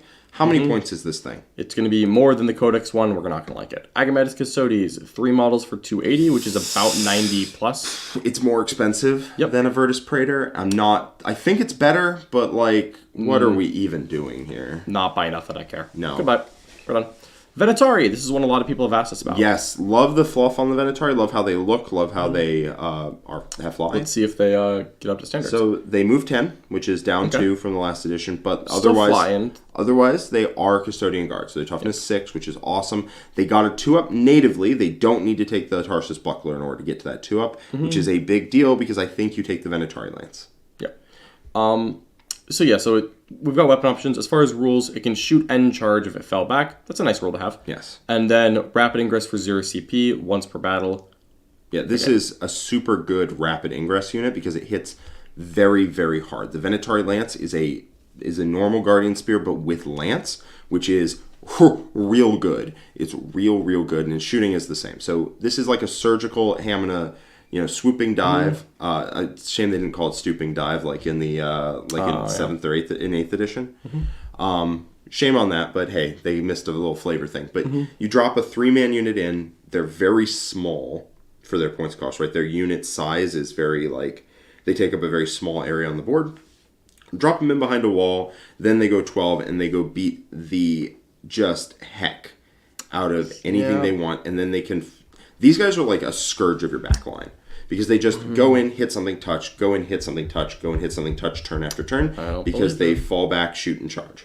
I'm unfortunately not on the Minotauri hype chain. Oh yeah, me neither. Their points are insane. If their points go down, then this is an awesome unit. Yeah, it's a cool data sheet priced into oblivion. It's 235 for 3, which is more than 5 Custodes Guard. Yes, 10 points more. You can give them a shield for 4 wounds, but their melee then does get appreciably worse. Their shooting gets slightly worse and is lower range. How much is it? It's 235 for 3? Yeah. Yeah, they're almost 80 points apiece. When these guys go down in points, I am going to be all about Venatari, but almost 80 points for a profile is just not what I'm looking for. And they are a 3 to 6 unit. Yeah. Okay. Yeah. Data sheet's awesome. Yeah, points over. Let's hit the Palace Gravitac, the tank that we keep wanting to get on the table and then never actually get around to. Yeah, I own 3 of these. I need to put them together. I think they're quite good, actually. Yeah. So it's a T8, 9 wound, 2 up, 5 up invuln. 2 up armor save is really nice here. That's an upgrade from before. Of course, they do have their own rule, and that is that they are +1 to wound against an enemy unit that is below half strength. So that's a cute thing to finish. So this is like a finish off piece, is what it looks like. Yep. Because its output is cool but not crazy. Here's what it does: 8 shots, ballistic skill 2, strength 5, 1/1, dev wounds, twin length. So it's just gonna putter a couple mortals into things. Yes. It's gonna spritz mortal wounds on your opponent. And then if they're already wounded, we'll say, hey, +1 to wound, and now putter. Here's a couple more AP 1 damage and saves.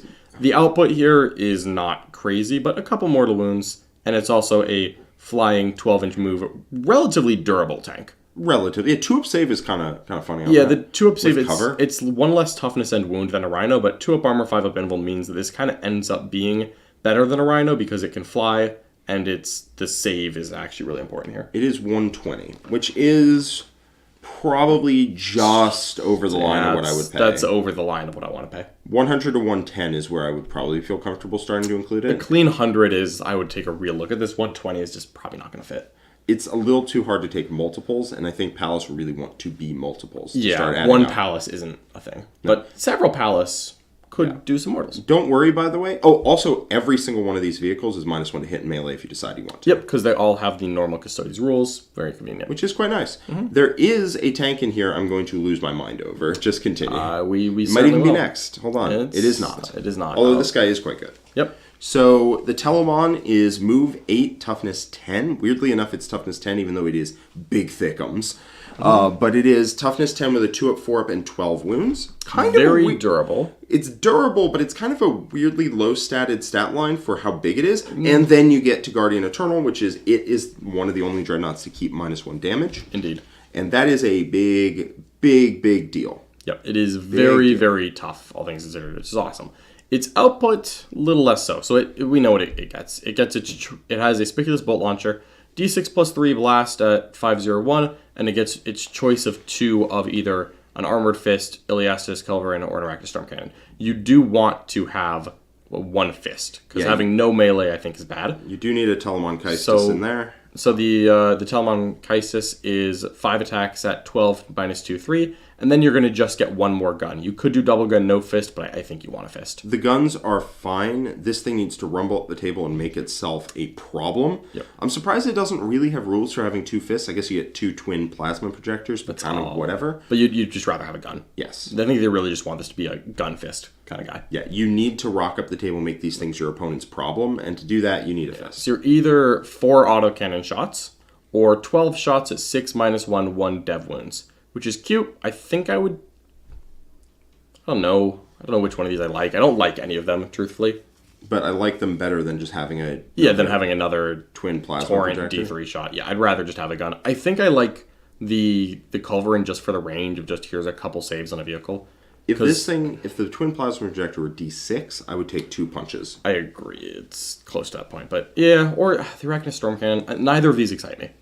Yeah. Neither It is ludicrously durable with -1. It is very durable, and it's not terribly expensive. A Telemon is, checks notes, 235, I think? 235. Yes. That is not that expensive for how tough it is, but it's also not cheap. And also doesn't do a ton of damage. But now, granted, that is in an army like Custodes, where when you do close with your opponent, they are dead. Yes. Like, Custodes pack enough melee damage to just kill you. I think that this thing is not actually worth it, even though it's cool. Yes. I think it's like right on the other side of the line, which means you could take it and it'll do fine.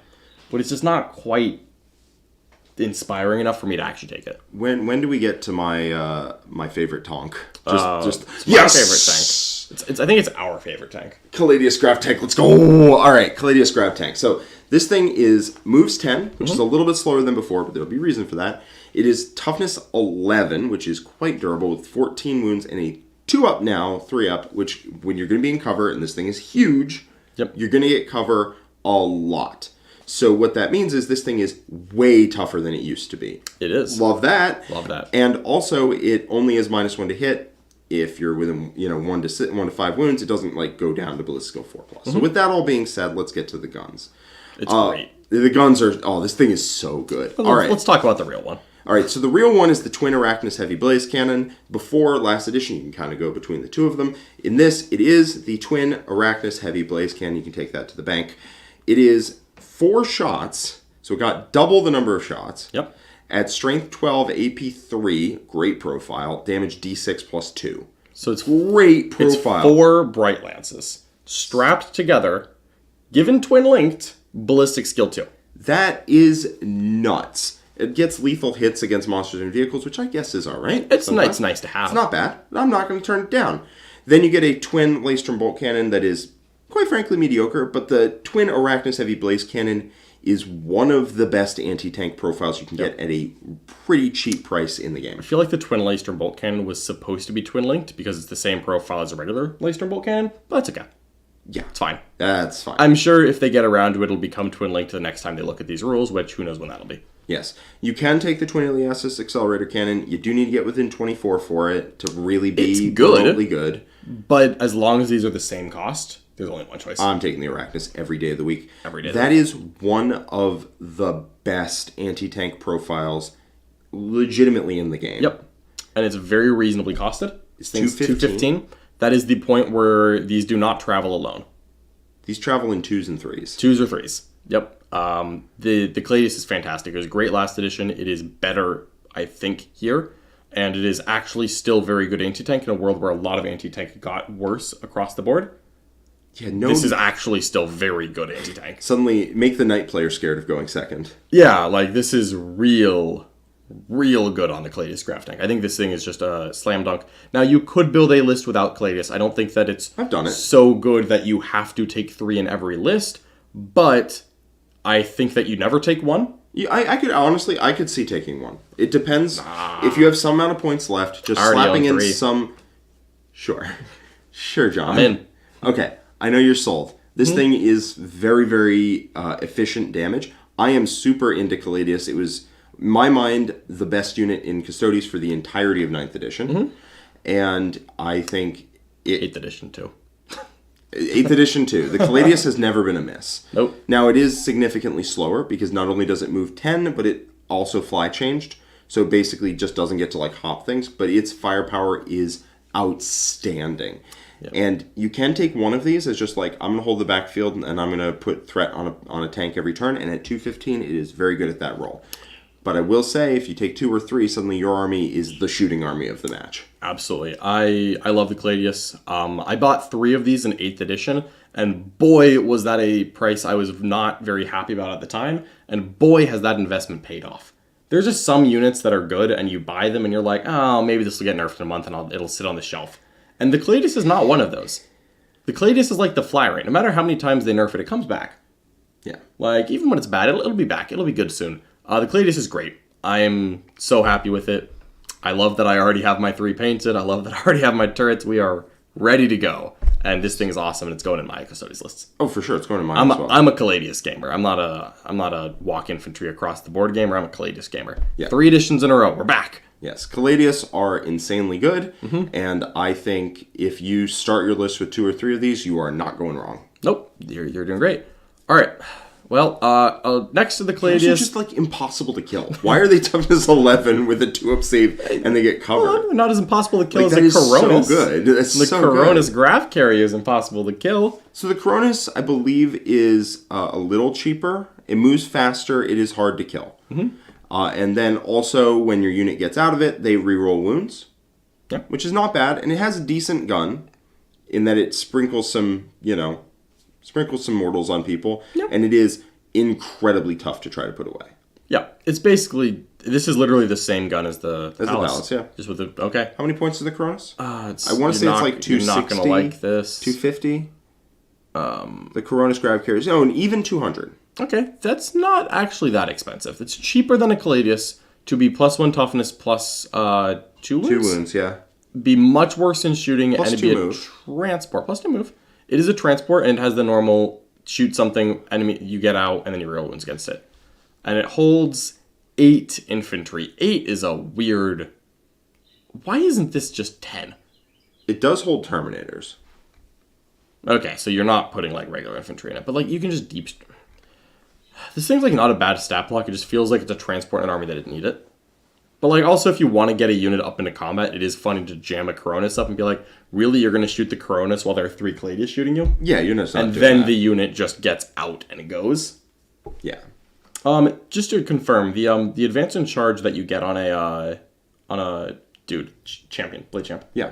That's like not command phase locked or something, right? I don't think so. I think it's like, when... I can get out of a game. transport into it? That's the question. Oh, I think so. Okay, cool.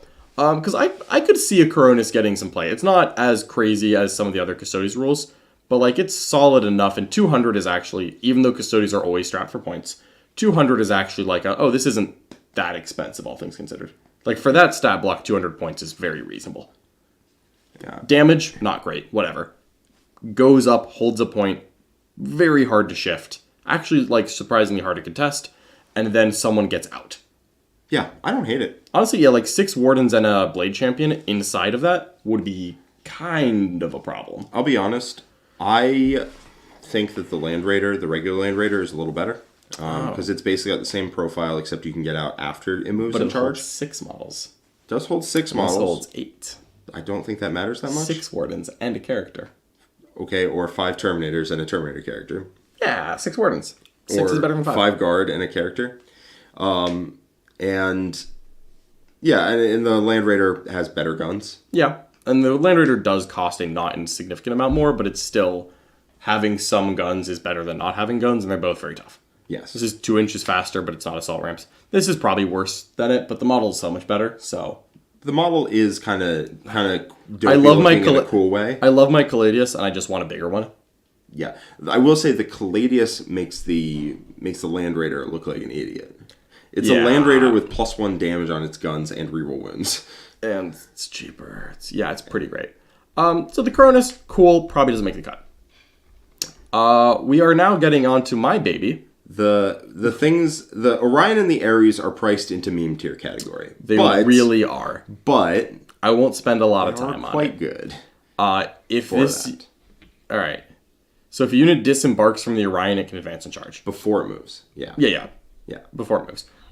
It is T12, 22 wounds, 2 up, 5 up. So shockingly, not that much more durable than a Cronus. Only 6 wounds for a lot of points.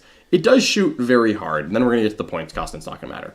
It's like 700 points almost. Yeah, it's 2 Arachnus Blaze Cannons instead of 1 twin one. So Which is like, better. It's like 2 Caladius that don't reroll wounds slapped together. Well, except this is D6 +1, right? Oh, is it D6 plus 2? Yeah, Okay, I don't know why that is, Can but you go cool. up, make sure the D6... It is D6 plus 2. Yeah. It's just... But when you separate them, they don't combine fire properly. All right, Spiculous Heavy Bolt Launcher, 2 of these. So 2d6 plus 12 blast at 712. Hilarious. Twin Lacedrum Bolt Cannon, again, not twin linked. I don't know why none of these are twin linked when it's twin and the same profile as a regular Lacedrum Bolt Cannon. Anyways, let me I just think it has confirm. like 2 of a bunch of these. It has two. There's 2 of everything. I know every weapon this thing has because I have run these bad boys before. Oh, yeah. I've done disgusting things with this. Conspicuous heavy bolt launchers are legitimately very scary. D6 plus 12 plus 2 times blast. Yeah, it's very funny. 2d6 It's 7, plus 1, 12. 2, and then 8 shots. This thing shoots very hard. I actually think the Orion shoots harder than the other tank, but whatever. It certainly do. Oh, here's the problem. The Orion gunship, I have 2 of these. 690 Well, points. it's good, because that's as many as you can run. That they are just trolling me, honestly. Real quick, let's just look at the cost of the Ares. It's 580. I love the Orion. It is priced for memes. It's very funny. It's not 690 points of output. Moving on. Very sad. Yeah. It's also not 690 points of durability either, which is kind of the problem. It is not. We have an Ares gunship. This thing's also awesome. Same defense, same thing. It has a firebomb, which means that when it ends a normal move, pick something you roll over every 6. They lose the benefit of cover, and you roll a die for every model in the target unit. On a 6, they take a mortal. Cool. It has less guns. It has the Arachnus heavy blaze cannon. So it has 2 of these. So the same thing, 8 shots at this profile.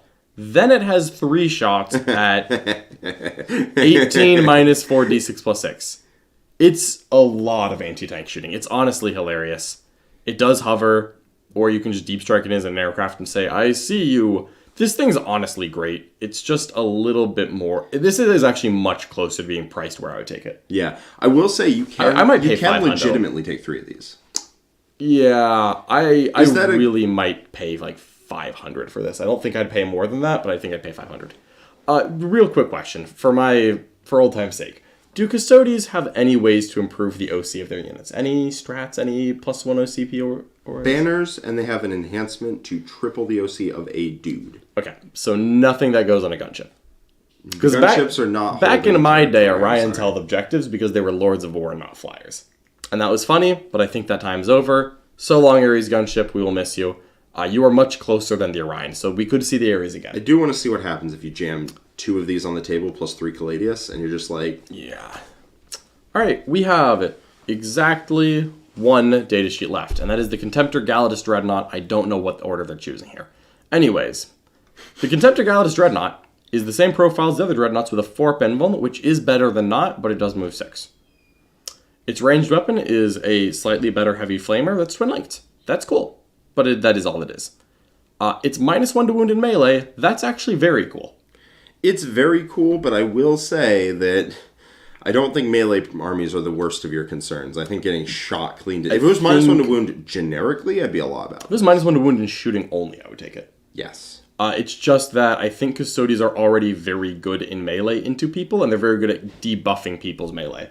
So, like, I'm tougher in melee than I should be is already a generic Custodes feature. So it plays to the theme. It is good in combat. It's 8 attacks at 8-2-3, which gives it a much more focused role of I'm no longer trying to kill tanks, I am beating up squads. Yes. I like that. I like the Galatus the most of the various Dreadnoughts. It's 175, so it's cheaper than the regular one, more expensive than the Achilles. I think it is 20 points better than an Achilles. Likely. It has a roll at least, whereas the Achilles is a little... It's a little lost. It's a little scatterbrained. Yeah. So, love this. I think it's in the same category, though, of, oh, you can totally take this, but you don't need to. Yeah. I like the Galatus. I already have 3 of them painted, so I'm down. But, okay.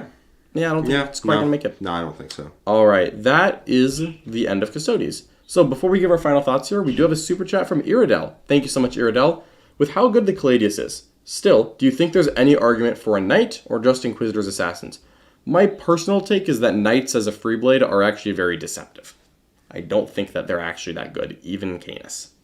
And that is because while towering is awesome, not being able to rotate and having only 1 towering boy is a bit of a problem. Yeah, you're looking to gang up on them with towering. Like, hey, I have 3 towering models. You're going to get shot by all of them turn 1. Yeah, like if you pop out to shoot a knight, he will be probably alive. I'll rotate, I'll full defense him, and then I'll shoot you back with him and his 2 brothers. Yes. That's where I think towering is really good. Yes. I think Inquisitors plus Assassins Great. is something that you really, really want. Caladius have won the war of do you take them or a Helverin, like, pretty decisively. Absolutely. That was once a conversation and is no longer. Yes. Yeah, I think you take Inquisitors and Assassins. If you have Caladius, I think you take the Caladius. If you don't have Caladius, you can sub in a Knight. I think it'll be okay.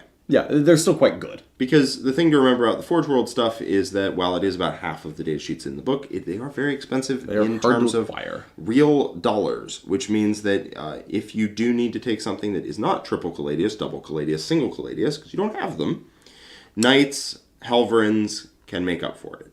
Indeed they can. You can also make good Custodes build with 0 Caladius as well. Absolutely can. All right, that is all of the Imperium, other than Knights, data sheets. So if you've been watching with us so far, Xenos is coming up soon. We'll take a quick break just to refresh ourselves, refill our waters, do the normal things, and we'll be back very shortly. But Imperial Knights and Chaos Knights are coming up later today. That'll be after Xenos. We put them together because we didn't want to put Chaos Knights with Imperium, and we didn't want Chaos Knights to be lonely. Yes. So Chaos Knights and Imperial Knights will get their own video. I'll definitely be on that one. And that will be after the Xenos ones, which will be coming up very shortly. I'll update that starting time as soon as we have it. So, final thoughts here on Custodes. Quite good. Quite good. The Caladius is doing a lot of heavy lifting there. Absolutely. The Venatari are sweet, but they're overcosted. Yep. I want to see what happens if you slap 2 Ares and 3 Caladius on the same table. Mm-hmm. What might happen is very scary, but we'll have to see. Yeah, my immediate thought here is that there's 50% of this is just not really worth much. 40% of this is pretty good, but a little too expensive. And then there's the Caladius. I will say I am very happy that what they did with the Forge World is they didn't make the Forge World options for the infantry. If I had to choose whether the Forge World infantry options or the plastic infantry options would be better, I would have picked the plastic every day. Mm-hmm. And that's what they did. Now, did they make the Forge World? So you don't have to go buy those. So you don't have to go buy those. Now, I actually have them. Because that's not everyone can afford them. In fact, I can't even afford them. So I'm happy they did it with the plastic kits instead of the Forge World stuff. Do I wish that they were on parity? Sure, but I'm just happy that the plastic kits are so good and they're not outshined by they're so good that they outshine the Forge World stuff. Indeed, it does make it a little simpler because a lot of the Codex alternatives outshine the Forge World options here. Unfortunately, I wish Terminators was the one that was the inverse because I love those guys are sweet so much. They are sweet. But that is where we're at. Caladius are a very real competitive option. I think that they'll become a staple. Although they're not mandatory, they're just really good, and it changes the playstyle. I think Custodes lists are going to be divided into how many Caladius you have. Yes. If you have 0 Caladius, you're an infantry-based build that plays very differently. Yep. If you have 1, you're an infantry-based build that has something that holds home objective that can still threaten to pop vehicles. Very good. If you have 2 or 3, you are leading into a certain amount of Caladius amount of shooting. If you have 2, it's because you made a little sacrifices, now you have more infantry, and if you have 3, you didn't. Indeed. So, we're done with Custodes. All right. So we're going to go ahead and log off for now. Thank you so much, everyone, for hanging out with us. But stay tuned. Very shortly, we will have the Xenos review up next. That's going to be all of the Xenos factions in one. They don't have as many data sheets as, none of them have as many data sheets as, Guard Custodes. So we'll be going through all the Xenos armies in one video. Should be a really fun time. Stay tuned. That'll probably be up in the next half hour, is my guess. I'd say tentatively, 12:30 Eastern time, which is in about 35 minutes. So stay tuned and subscribe to the channel. That way you'll get notified when we do go live. Thank you for watching, everyone. We really appreciate your support. Click that like button. Leave a comment down below. Let us know what you think. Check out the link to the worm. We'll see you next time. Bye-bye.